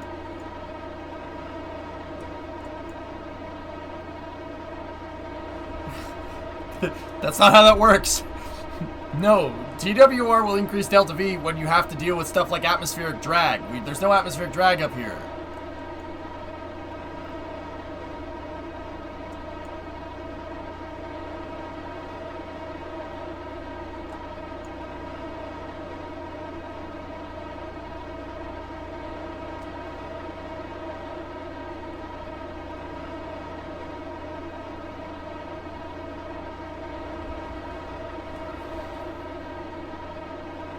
Because after you pass apoapsis, you're losing Delta V, and the orbit comes out all weird.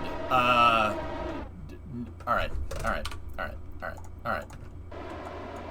Okay. Is this what you guys want? Here, look. Ready?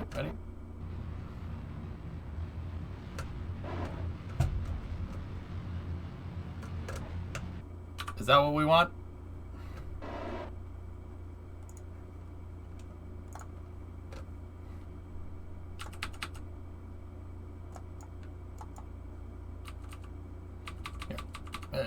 There you go.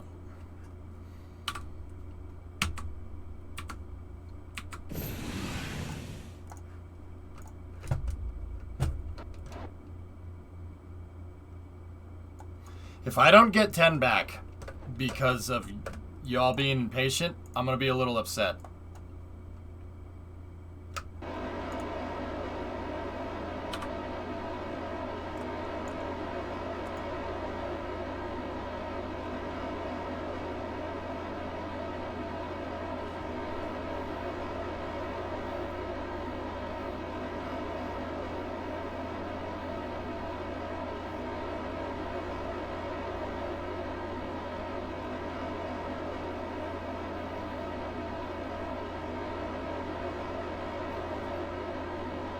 Not our precious spaceship fluids. Don't worry about it, guys. It'll be alright.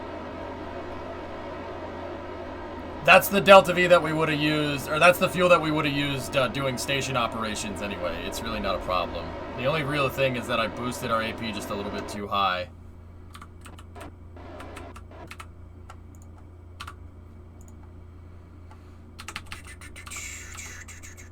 So we have an NOI at 85 by 90.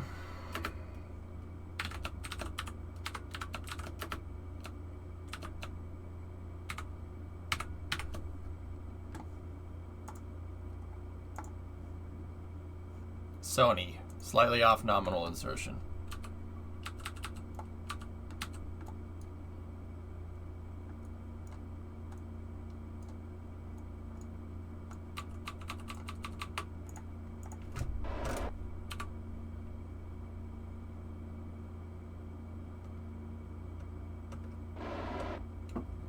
Hey, G-Funky, what's up, man?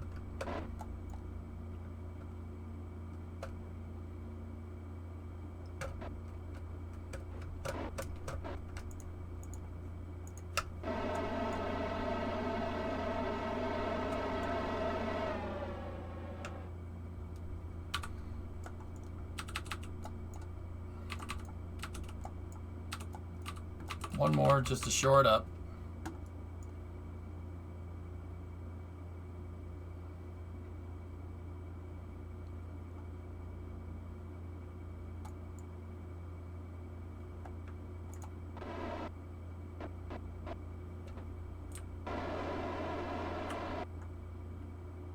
Good. We are at our insertion altitude. Open up the payload bay doors, Hal. Wait.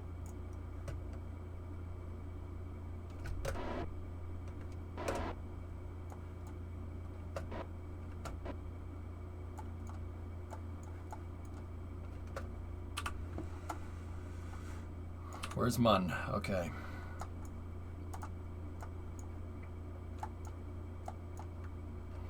I'm sorry, chat. I'm afraid I can't do that. This conversation can serve no purpose anymore. Goodbye.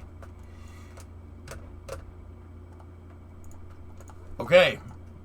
Let's unlock that. Get the satellite into the upright position.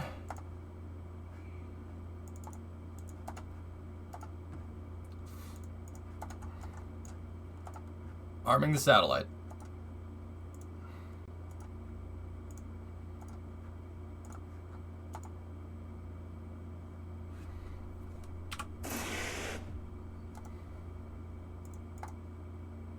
Okay, stand by for Probodobo Reaction 1, deploy.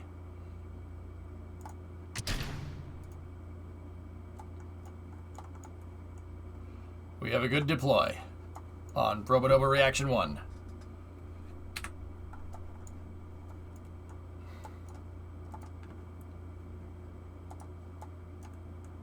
Trimix, it could take about 2 tons into space. It's a small sat launcher, believe it or not. But it's great for these little contract missions. The big one, this thing's bigger brother, 36 tons. Yeah, it could. The big SSTO can almost take the small SSTO into space with no fuel inside of it. But yeah, I could actually do a big. We could do a mission with the big one where I quite literally bring the stranded prototype that's over there. We bring that one down, and we fix it. I could have it ride piggyback.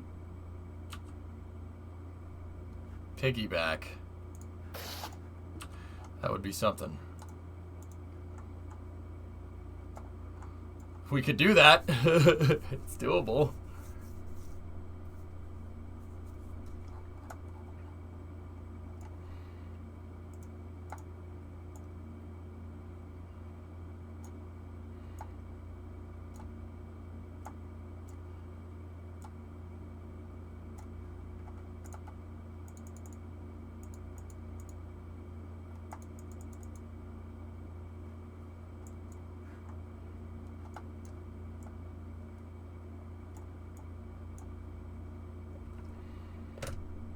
Okay, stand by.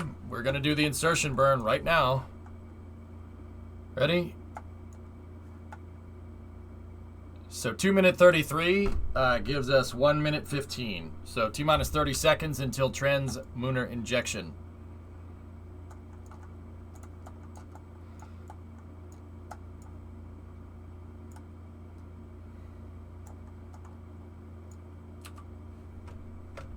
Let's go.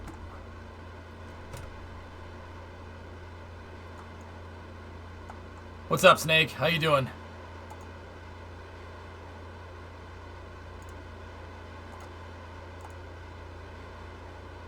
Hey.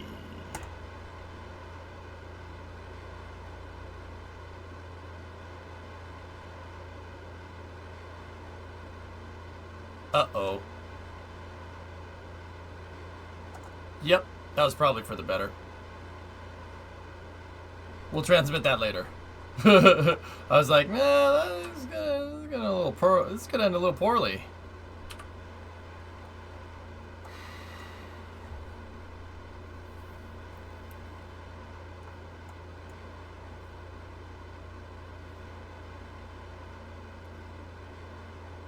Have you seen the news from Ford? No. Doing pretty good. Just started to pack for the move back for the new semester. How about you? I'm good, man. Everything's good. I can't complain. Still have no hair. Still have no hair. Other than that, I'm fine.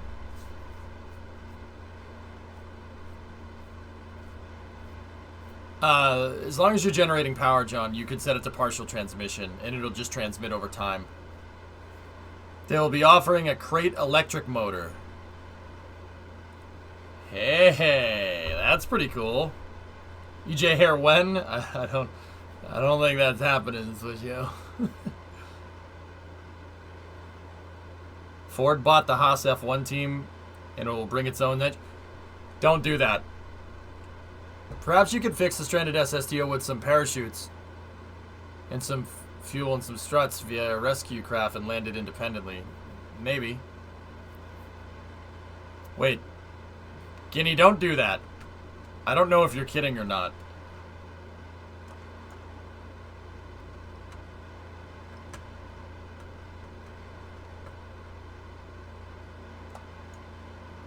It's called the Illuminator. I see what they did. What's a crate electric motor? It's just an electric motor and battery and ECU. So the computer and the battery and the control unit and the motor just by itself. You could buy the electric powertrain by itself.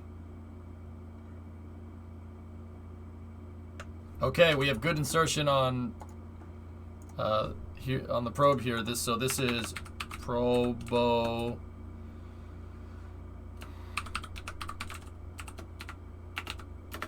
Probo reaction 1. Okay, well that thing's coasting out. Switch back over to 10. How do you set it to partial? The antennas.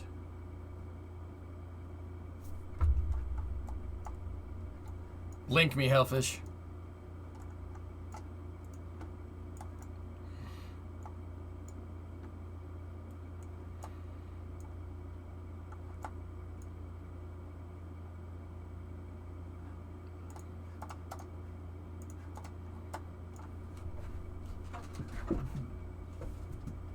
I still can't believe Cyril got fired before Gunther did. Oh, yeah. No, I don't understand that one.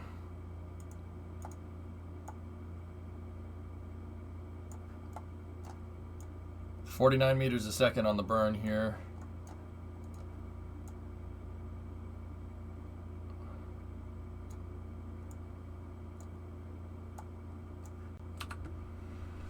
Okay.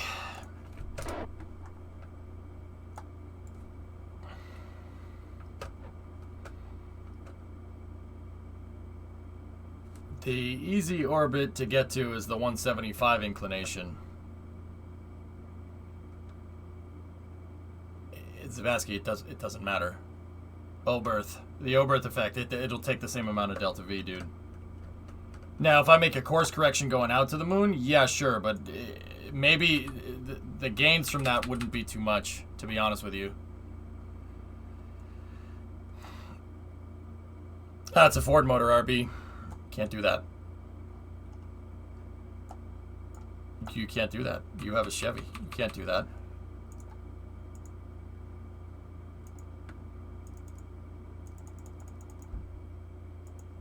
Okay, we are go for deorbit burn.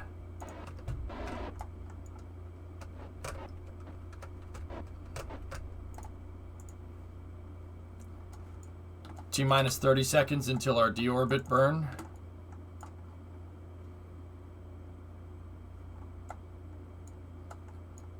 Are you not interested in AI Day? I asked chat what they wanted to do, and the answer was overwhelmingly KSP. So, yeah, I'll watch it later.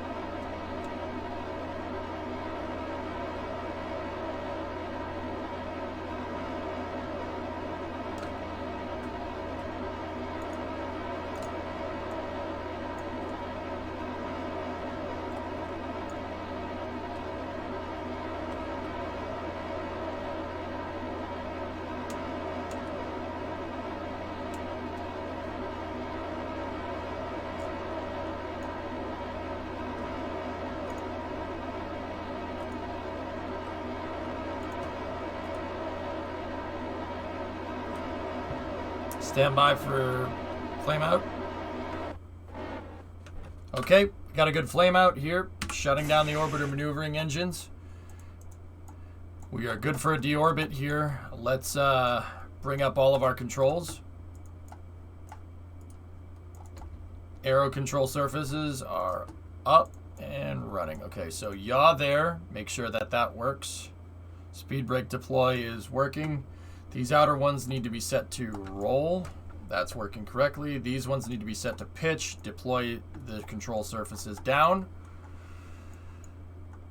Now we need to go over here, get my body flap controller out. Body flap controller is on.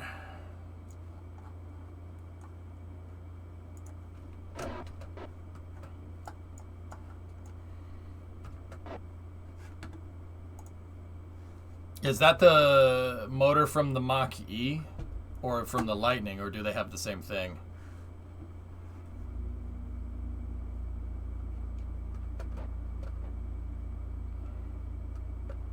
Wow. 3,900 bucks? That's it? 3,900 bucks? Wait, what? It's got 280 horse and 317 foot-pounds of torque. That's just, is that just for the motor or for the whole kit? Hold on a second. How much does the kit cost? 3,900 bucks for a crate engine? I mean, it's still pretty cool.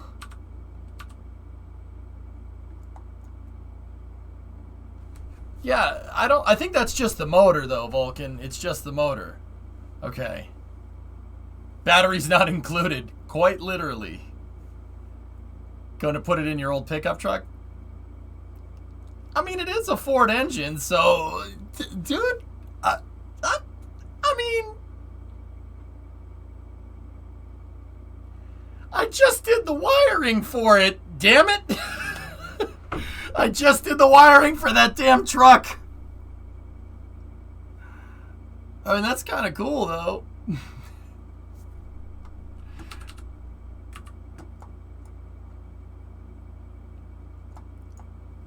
You just need bigger wires. Coronet, I'm not putting a Ford engine in a Dodge.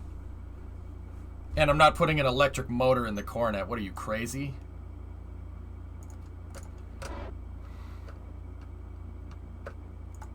Okay.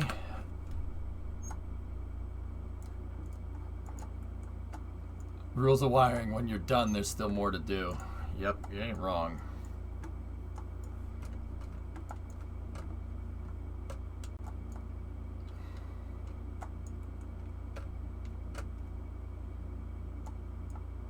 How about... I know I said I hate hybrids, but how about we take something like the Coronet and... freaking... actually, dude, wait a minute. The hybrid systems on a hybrid truck, the power boost systems that Ford makes, is combining the electric motor and the transmission. You know what they should do, Hellfish? They should sell that. They should sell the power boost transmission as a crate. It's an electric motor inside of the transmission to assist it. Put batteries in the trunk, and you could make like a 1,200 horsepower freaking, like, you can make like a 1,200 horsepower V8 or something. That's extremely low displacement. That would be actually kind of fun. But the electric motor by itself is still pretty cool.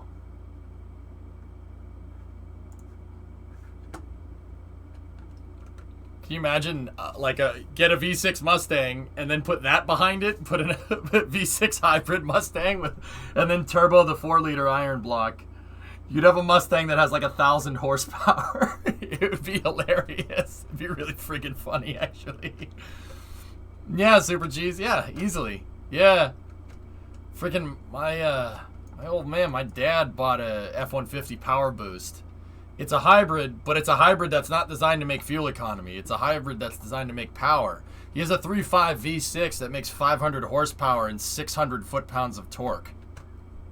A 3.5 liter V6. It's just like, Alright. That's more than every V8 that I own. It's also ridiculously more complicated, but still, though, it's like, huh, alright. It's kind of neat.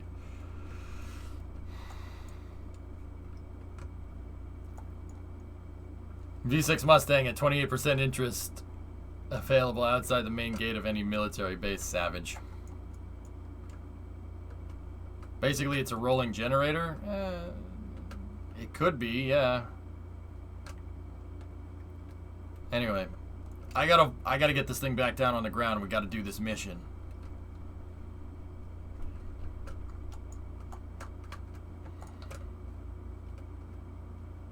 Actually, grouping this mission together might give us enough for the big boy. We gotta hand over through KDRS.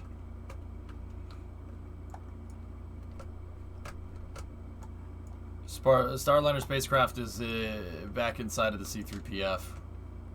Eek. Yeah, that's true, Admiral, yeah. I hope not. You like the small missions? It is fun. These are easy missions to do, and they make us cash.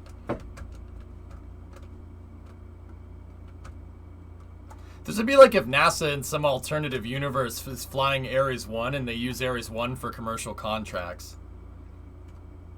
Like, there's some parallel universe out there where Ares 1 is launching Starlink missions. That would be just strange. You don't know anything about this, but it feels like I learned a lot. Right on, dude. Kinda not. Is this your main line of work? That's what I do, man. You're quite intelligent fella. Oh, thanks, dude. I appreciate it. I appreciate it, Bino. Yeah. Yeah, I'm self-taught when it comes to aerospace stuff. I'm a 3D artist by trade. But yeah, this is what I do. I've been streaming for 9 years. I started in 2012. Professional since September 19th, 2015, dude. Been doing it as my job for 6. It is by far the longest thing I've ever done. I've never held down a job for 6 years before. Yeah, hell yeah, dude. I'm also a car nutcase, Bino. In case you couldn't tell, I like cars. Cars are fun. Hey, Ansel, what's going on, man? How you doing? I have crazy eyes. No, I know. I know I do. Yeah, it's all right. Hey. If that's the worst thing that I have to deal with, man, you know, stuff ain't too bad. 4th, Shady. Yep. I'll take the crazy eyes. That's fine. That's fine with me. I like industrial equipment. That's my favorite.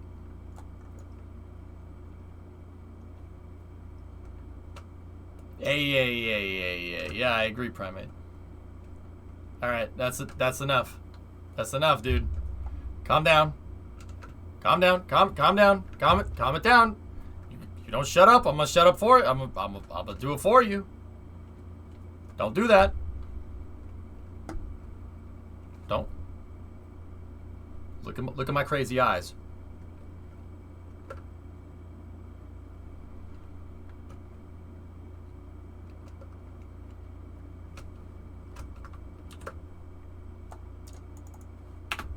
Trajectory is looking pretty good, actually.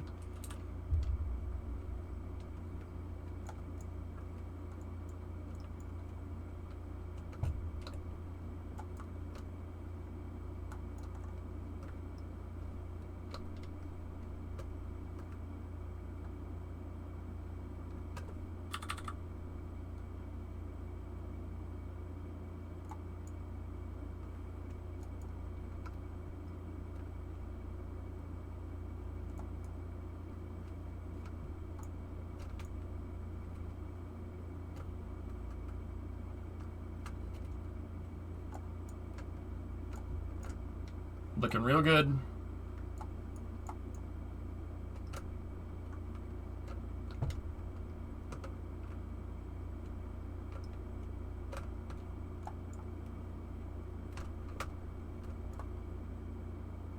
Coming in a little bit on the hot side, but we can narrow break that out.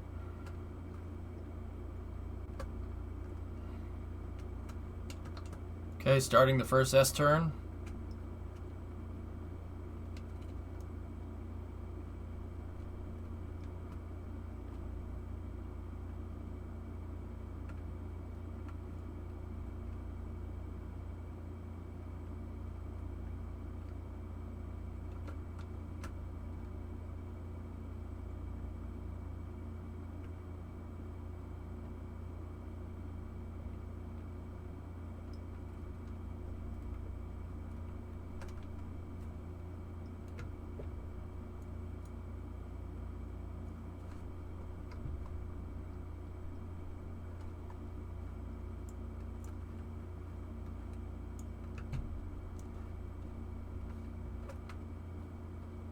1,500 over the mountains. We're good.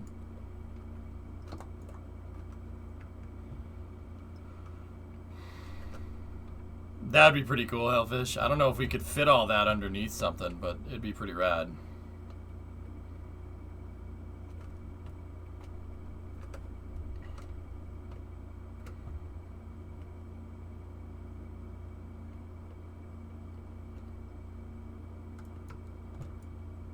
Everything's looking real good here.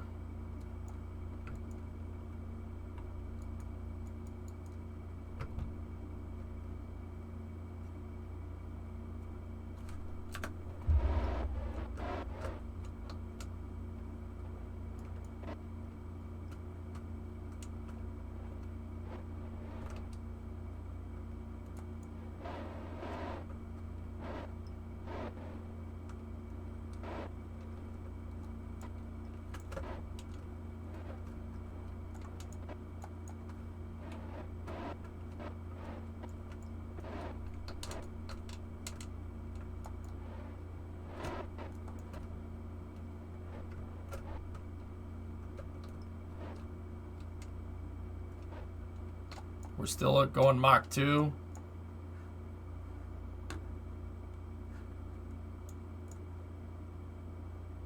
Pulling speed brake.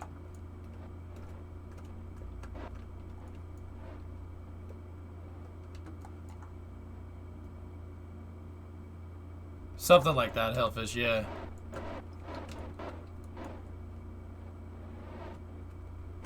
Gotta get into the transonic regime soon.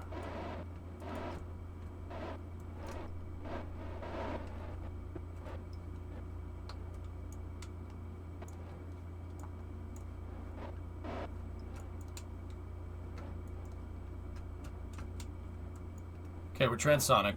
Perfect. Okay, starting to bank over for landing.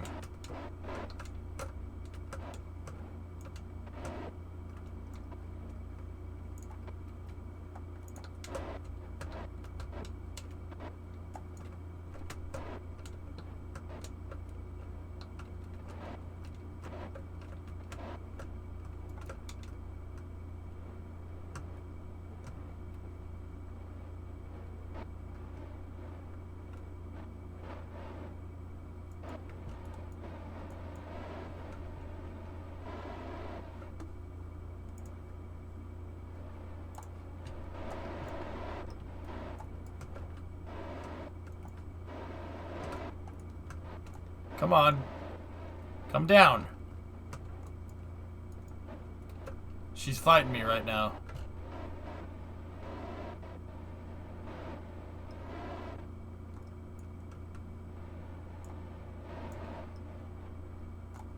Pretty much out of RCS.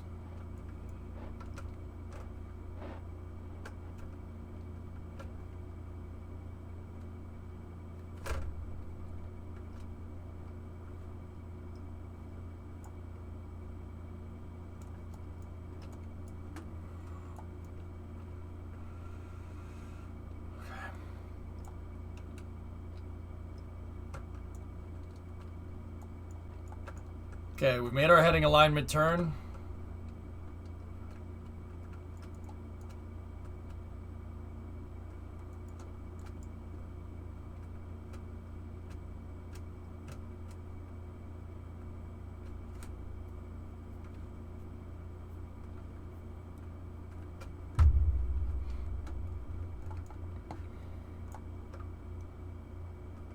Okay, entering the flare.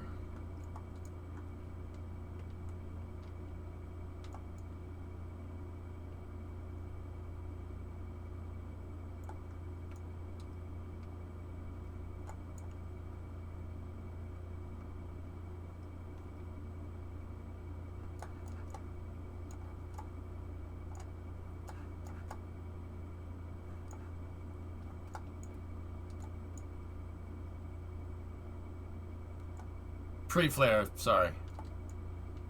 A little bit on the dyslexic side today.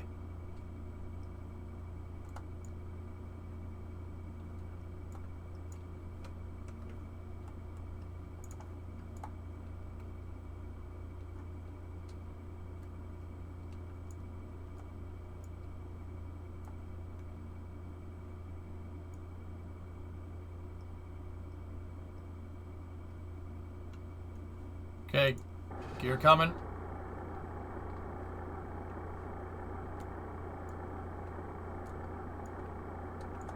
Gears down.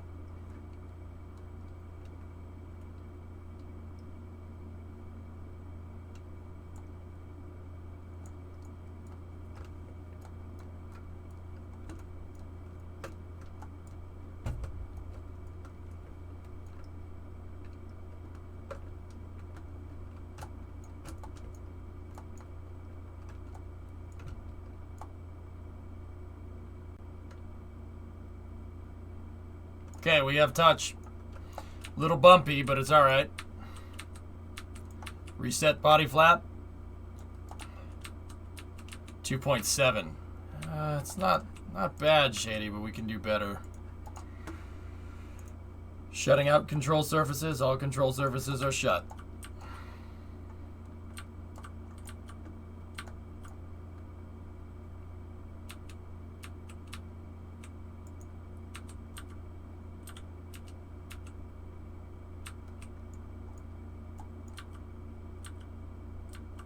Discovery, go at throttle up. Go that throttle up.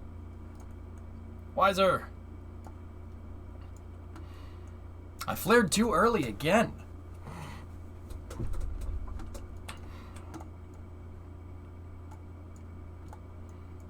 Discovery, go at throttle up. Hey, periodic 43-month resub. Thanks, man.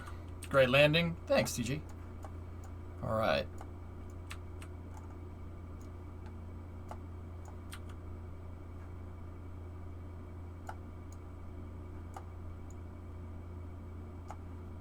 Stand by for wheel stop. Discovery, go at throttle up. We have wheel stop. Landing date Y4 day 330:00:32:46. All right, hey, thanks for the subs, guys. Sweet. All right, now we're not out of the woods yet.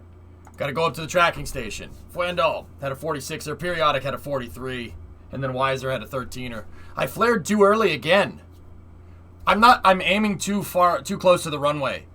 I gotta like aim at the water and then flare and then come in right on the hash marks. I landed a little far that time.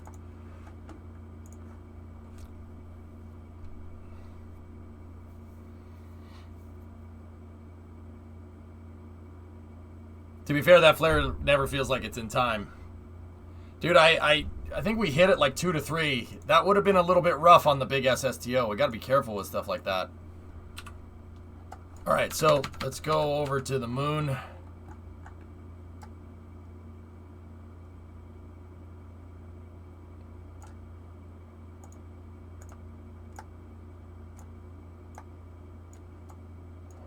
Man, couldn't have planned that any better. I was just looking at the orbital parameters that were in here before we launched, and I was like, yeah, that'll work. I think the flare depends on our initial rate of descent, so unless that's consistent, the flare won't be. I mean, aerodynamics and physics tend to not change down there. It's not like we have weather conditions or anything, but yeah.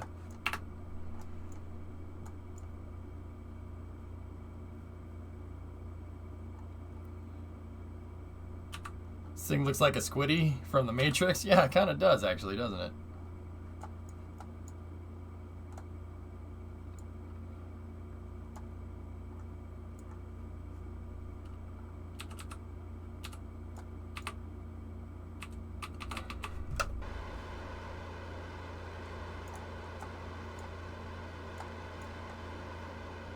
What engine is on this? An Ant.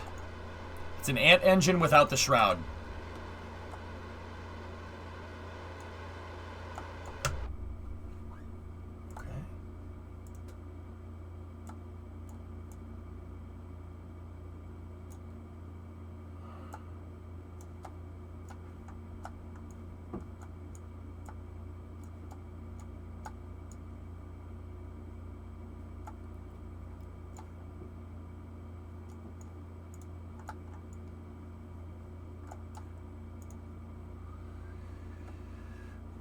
Hey, Rocket Guy, what's up?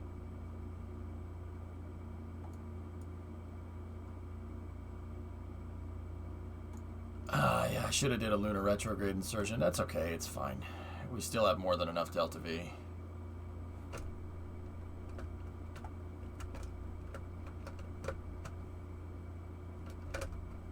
Ready?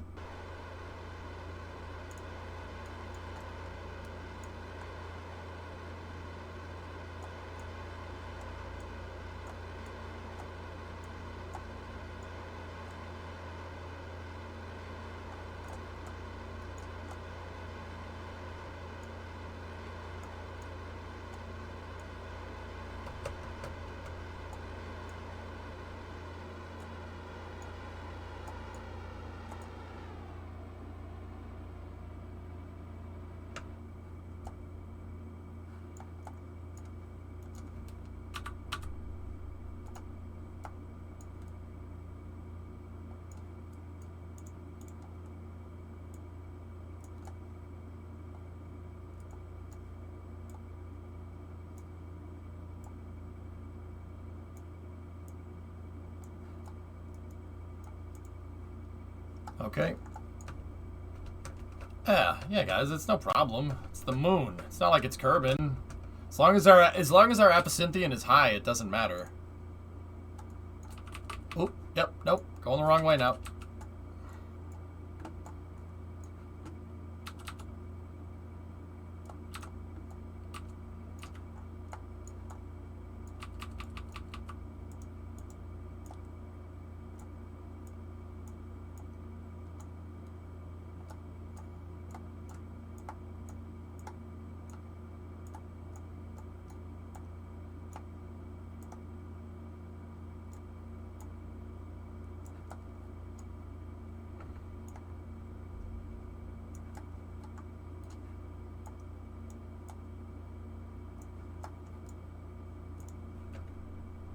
Okay. I may have missed it. Why did you do that direction change? Because that's where the contract metal wants me to go. I'm trying to get into this orbit right there. See how if you look at the streaky line, it's going around the it's a retrograde orbit. It's going retro around the moon. Now we're just gonna change directions here. Make that left turn at Albuquerque, you know. Hey, Rocket Guy, I got a dumb question, dude, and I wanted to ask you. We were talking about this during Space News, and I'd frick all if I knew the answer. So, Japan had a sounding rocket test today, dude, and that sounding rocket had a RDE engine on it, a rotating detonator. Rotating detonation, not rotating detonator.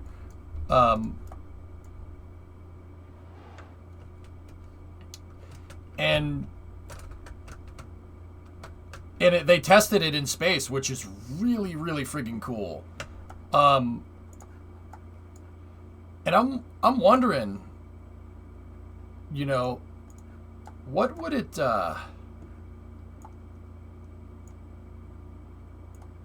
like the rotating detonator engine? We kind of I get it. I get the gist, right? I'm wondering, because the detonator engine makes more heat, right? An expander cycle detonator engine, could that work? I mean, obviously it could, but, you know, is there any, like, limiting thing? I think the detonations would be the limiting factor there.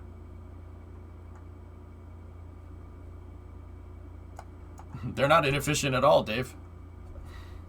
These are actually really efficient considering what we're doing. But I understand what you're saying.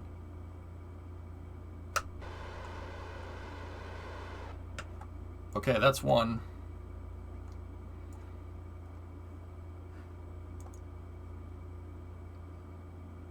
And okay, we got paid 54.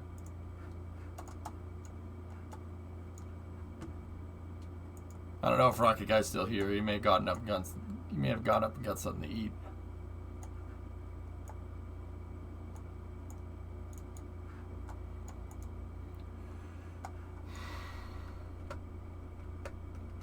I haven't launched the asteroid telescope. The Sentinel telescope doesn't fit it doesn't fit inside of the small payload bay. That's a big SSTO mission that we need to wait for, unfortunately. Should be able to work so long as the heat is fairly consistent, i.e. the number of detonations is discrete time is super small, such that it can't be consistent. So, expander just requires sufficient uniform heat to warm the propellants. Yeah. In discrete time. Rocket, we had some nutso ideas during Space News. So, like, you know, the rotating detonator engine basically it's toroidal, right? It's toroidal, and then you have a regular combustion chamber. Well, regular, right? What if you picture like a cake, right? You know, like a wedding cake. It goes up, and then it goes up, and then it goes up, and then it goes up. It's stacked cylinders on top of each other. Take that and make each one of the cylinders a rotating detonator, and have a wide radius on the top, and then a smaller radius on the bottom, right? And have like a helical rotating detonator. That's what we were coming up with, dude. I was like, yeah, we got to do that. That's a really good idea.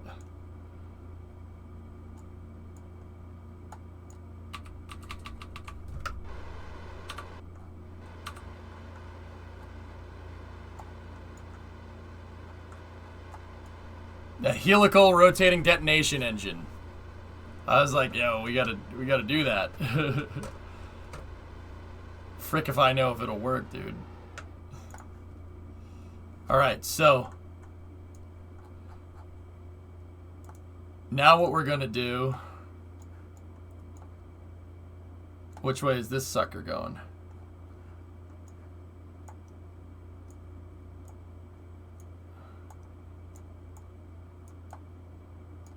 There we go. Next orbit. Kill me or release me, Kraken, but do not waste my time with talk.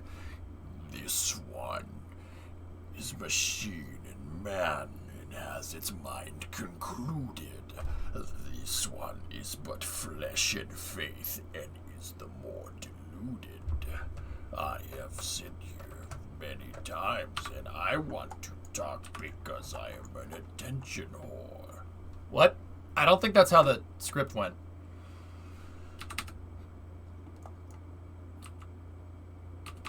Well, the idea of an RDE is that you have a continuous detonation moving in a circle in an annular chamber. Correct. It's going around there so fast you could probably just model it as a continuous heat source for the purpose of your heat transfer to the propellant in the wall channels. Yeah. So the idea is that if you have a helical one, like what I was talking about, Troll, like you have multiple rings of rotating detonations on it, right? Provided that somehow can be sustained. I'm not sure how, but if you could do that, then you generate a ton more heat. So in the context of an expander cycle, if you're generating more heat, because an expander cycle is limited by the surface area of the cooling channels inside of the engine, right? So if you're generating more heat, you can exchange more heat with the propellants, and you can make an expander cycle rotating detonator that's not constricted, because you can exchange way more heat with that hydrogen. Or am I not thinking about that right? It could be either one.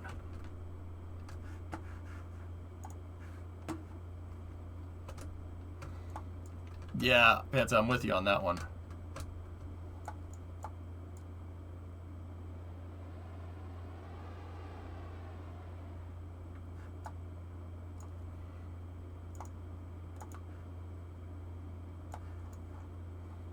Helical chamber. So, okay, Space Troll, here, I'll draw it again.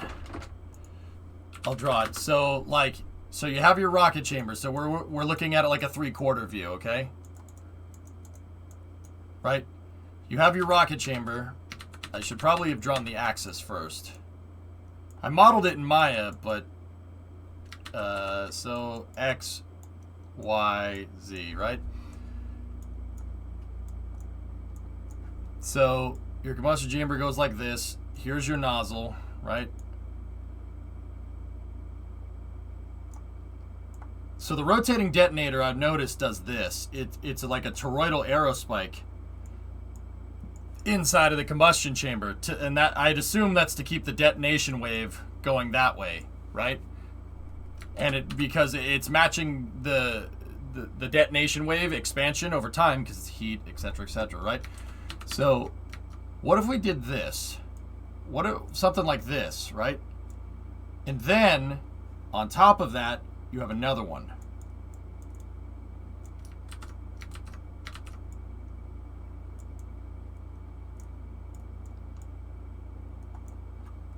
And then on top of that,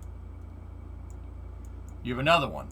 And then on top of that, you have another one. So it looks kind of like a wedding cake, right?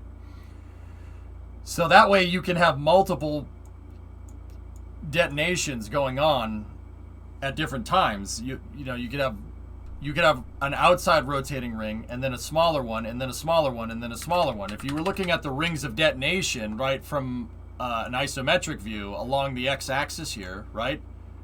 You could have an outside ring of detonators, and then another one, detonations, and then another one, and then another one, and then another one. And if one of the detonators is here, they've been doing it in like 3x symmetry, right? One of them is here, one of them is here, one of them is there. And then the next one could be shifted. One there, one there, and one there, and then the next one could be shifted. And you could just keep shifting the detonations. Not shifting them, but each ring would be a detonation in between. That could make uniform heat all the way around. So am I full of crap right now, or you could maintain more uniform heating that way? But I mean, I don't know. Like, who knows? That's what I thought. Like you could have a helical detonator. So, because these things are only working in one axis right now, it just rotates around one cylinder. If you had multiple cylinders, you could create a helical detonation. I would expect the detonation wave is fairly fragile. You definitely have concern with disrupting the wave, even with the spacing. Even if it's on different axis right now, Rocket Guy? I mean, getting each detonator wave to... I mean, yeah, that's why I wanted to space them. That's why I didn't just say make it look like this. You know, you could have, like, one of the detonators would be here and here, and then another one would be there, but they would be spaced apart. I could model it a lot better. I could model it in Maya a lot better than that.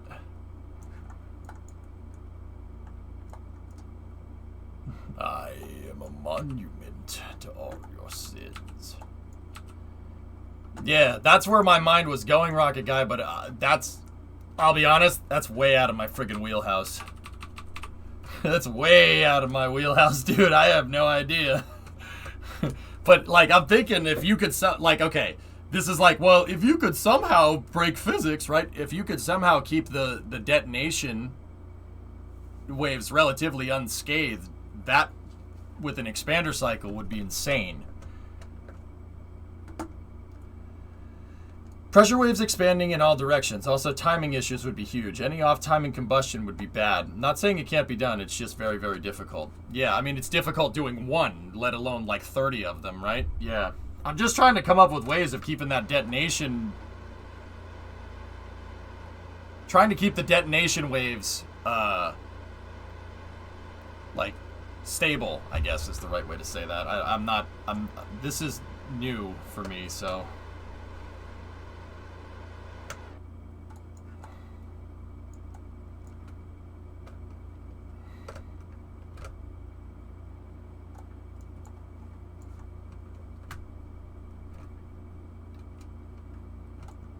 We need to go radial in a little bit. Hold on.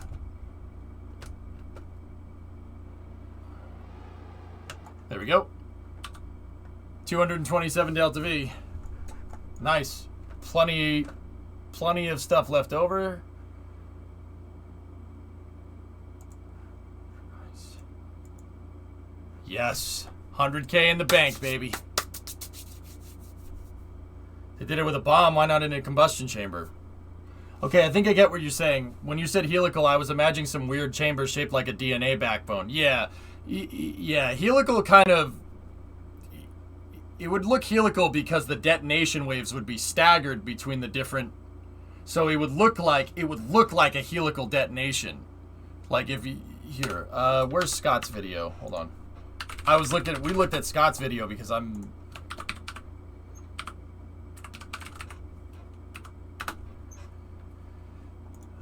hello, I'm Scott Manley here. I'm sorry, give me 1 second. See, it has that toroidal spike inside to keep the thing from being undisrupted. Where's that footage?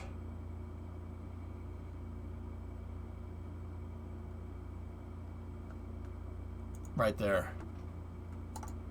See, if we did this right, Epic Space Troll, right, you'd have another one of these that's a smaller diameter inside, and there'd be another detonation wave right here, and then another one right there, and then another one right there. It would look like a helix. So, like, see how the detonation wave is really strong, and then it gets turbulent after that. If you had one if we could figure out a way to stagger them, you could make, like, see, I don't know how the frick you'd do that. I mean, well, I mean, if I could figure that out, then I know how a detonation engine works, right? Like, I get it, you know, like, that's easier said than done. But see what I'm talking about there? But a helical chamber could work too. I mean, yeah, see? We would have another one right here, and then another one right there, and then another one right there, but they would be staggered inward as well. Like, the next one would be up and in. It would be like, one would be here, and the other one would be like right next to it, and then the other one would be next to that and next to that.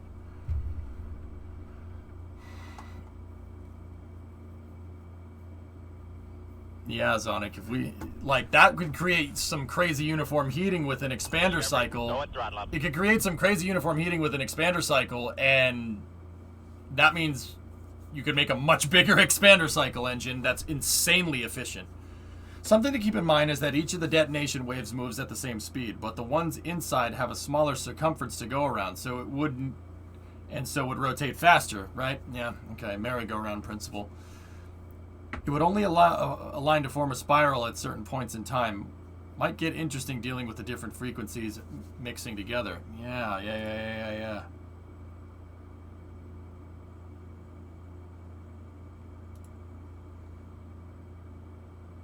Why are these types of engines good? Detonation improves efficiency, Swishio. Yeah. Long story short, detonation improves efficiency. Yeah.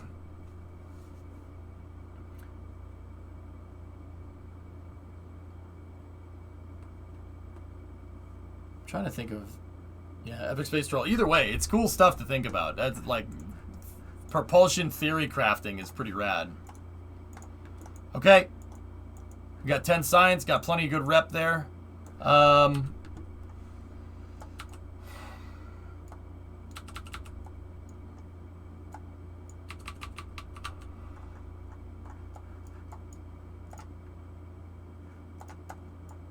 gonna leave Probo here. Not in nuclear reactors, huh? Take the readings on these? Well, I can't take any reading on the accelerometer. You have to be on the ground.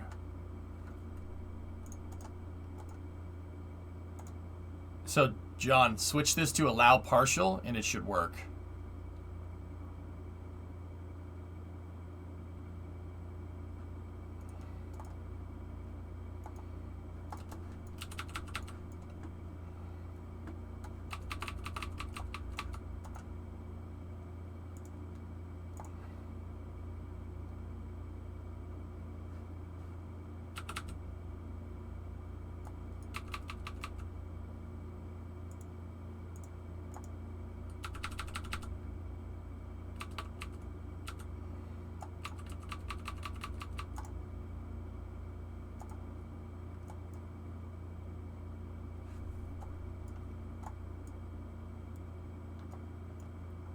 Definitely not nuclear reactors. Well, yeah, you really don't want detonation. Not enough EC. That should have been working, but hey, it's fine. All right, I'm gonna shut that down.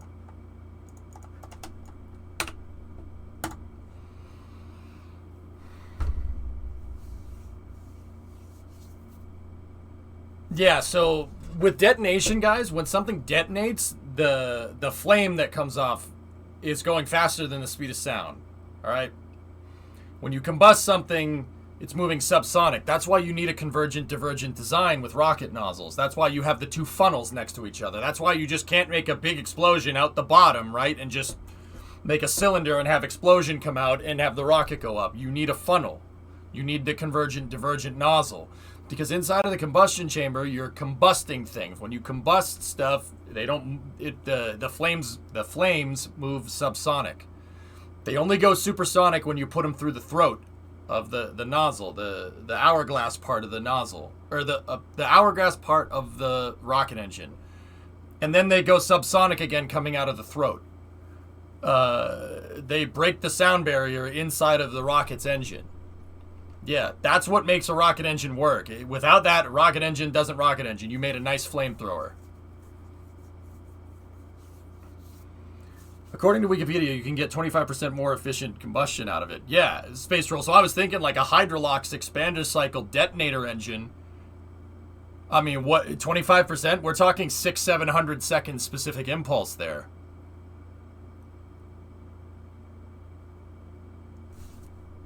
I mean, I want that. Do you want that? Hey, RJ. Yeah, can you imagine? A Hydrolox like an RL10 RDE or something, and it's making like 600 seconds specific impulse with hydrogen? That'd be insane. That'd be freaking cheating, dude. I mean, is there anything wrong with making nice flamethrowers? Well, no, not really, Fatal Owl. But if you're trying to make a rocket engine, you end up making a flamethrower. That's, I mean, you're going to have a lot of fun either way, right? RL10 RDE, right? I mean, I don't see why it couldn't work. It's just that you just got to get the detonation to propagate correctly. That's the hard part. That's like saying, well, if we just had fusion, we'd be on Pluto by now. All we need to do is just invent fusion. It's like, well, yeah, that's right. Yeah, that's all we got to do, huh? You know? All we need is a little plutonium, Doc. Oh, I'm sure in 1985, plutonium's available in every corner drugstore. But in 1955, it's a little hard to come by, Marty. I'm afraid you're stuck here. Sawyer, what's up, man? So is it possible for hypersonic flow out of a rocket engine? Yeah. Actually, Sawyer, you want me to blow your mind? We were saying, oh, if we had fusion, it'd be fine. There is a theorized type of rocket engine that uses magnetic field containment to make a combustion chamber that has a fusion reaction going on inside of it. With the magnetic containment, you're no longer limited by material science because the magnetic field is what's holding stuff in place. Just like our magnetic field around Earth keeps ionic particles out, right? Solar ionic particles, right? So you could keep it contained inside of an engine and then just have a fusion reaction going off, and literally your engine will be a little mini sun, and it'll shoot basically solar flare out the back of the engine. Yeah, magnetic containment fusion drives. That's getting really into some sci-fi stuff, man, but it's possible. Yeah, that would be really, really cool. Yeah, but once again, we could do it. Of course you could do it. Heck, in the future, if you have a fusion engine, you could just use it. You could just change the magnetic containment field to just be a fusion reactor, or you could change it into an engine. Remember, you have variable geometry combustion chamber now because you're using magnetic containment. You can change the magnetic field, right? You could use it to generate electricity, and you could use it to generate an electromagnetic field around your ship. Just have a big Tesla coil in your ship. No radiation problems. Or you could use it to go. But that's some expanse stuff, dude. That's like 60, 70 years down the road, man. It's totally doable, though. Controlled solar wind, yeah. And then there's another thing called a Bussard ramjet. A Bussard ramjet uses solar ionic winds as a reaction mass. Yeah. Like a ramjet. It's pretty cool. Bussard ramjets are not. Kind of. It could. It could work. Anyway, guys, 100% successful mission. I'm going to put that into the logs there. Yeah. Rocket propulsion is cool, man.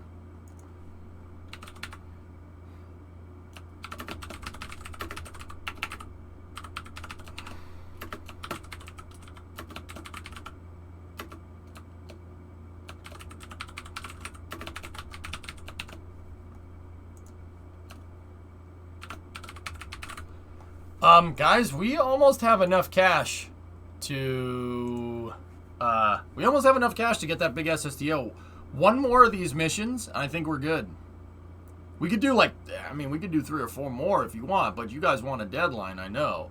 Or do you not mind grinding up some commercial missions? It's really up to you.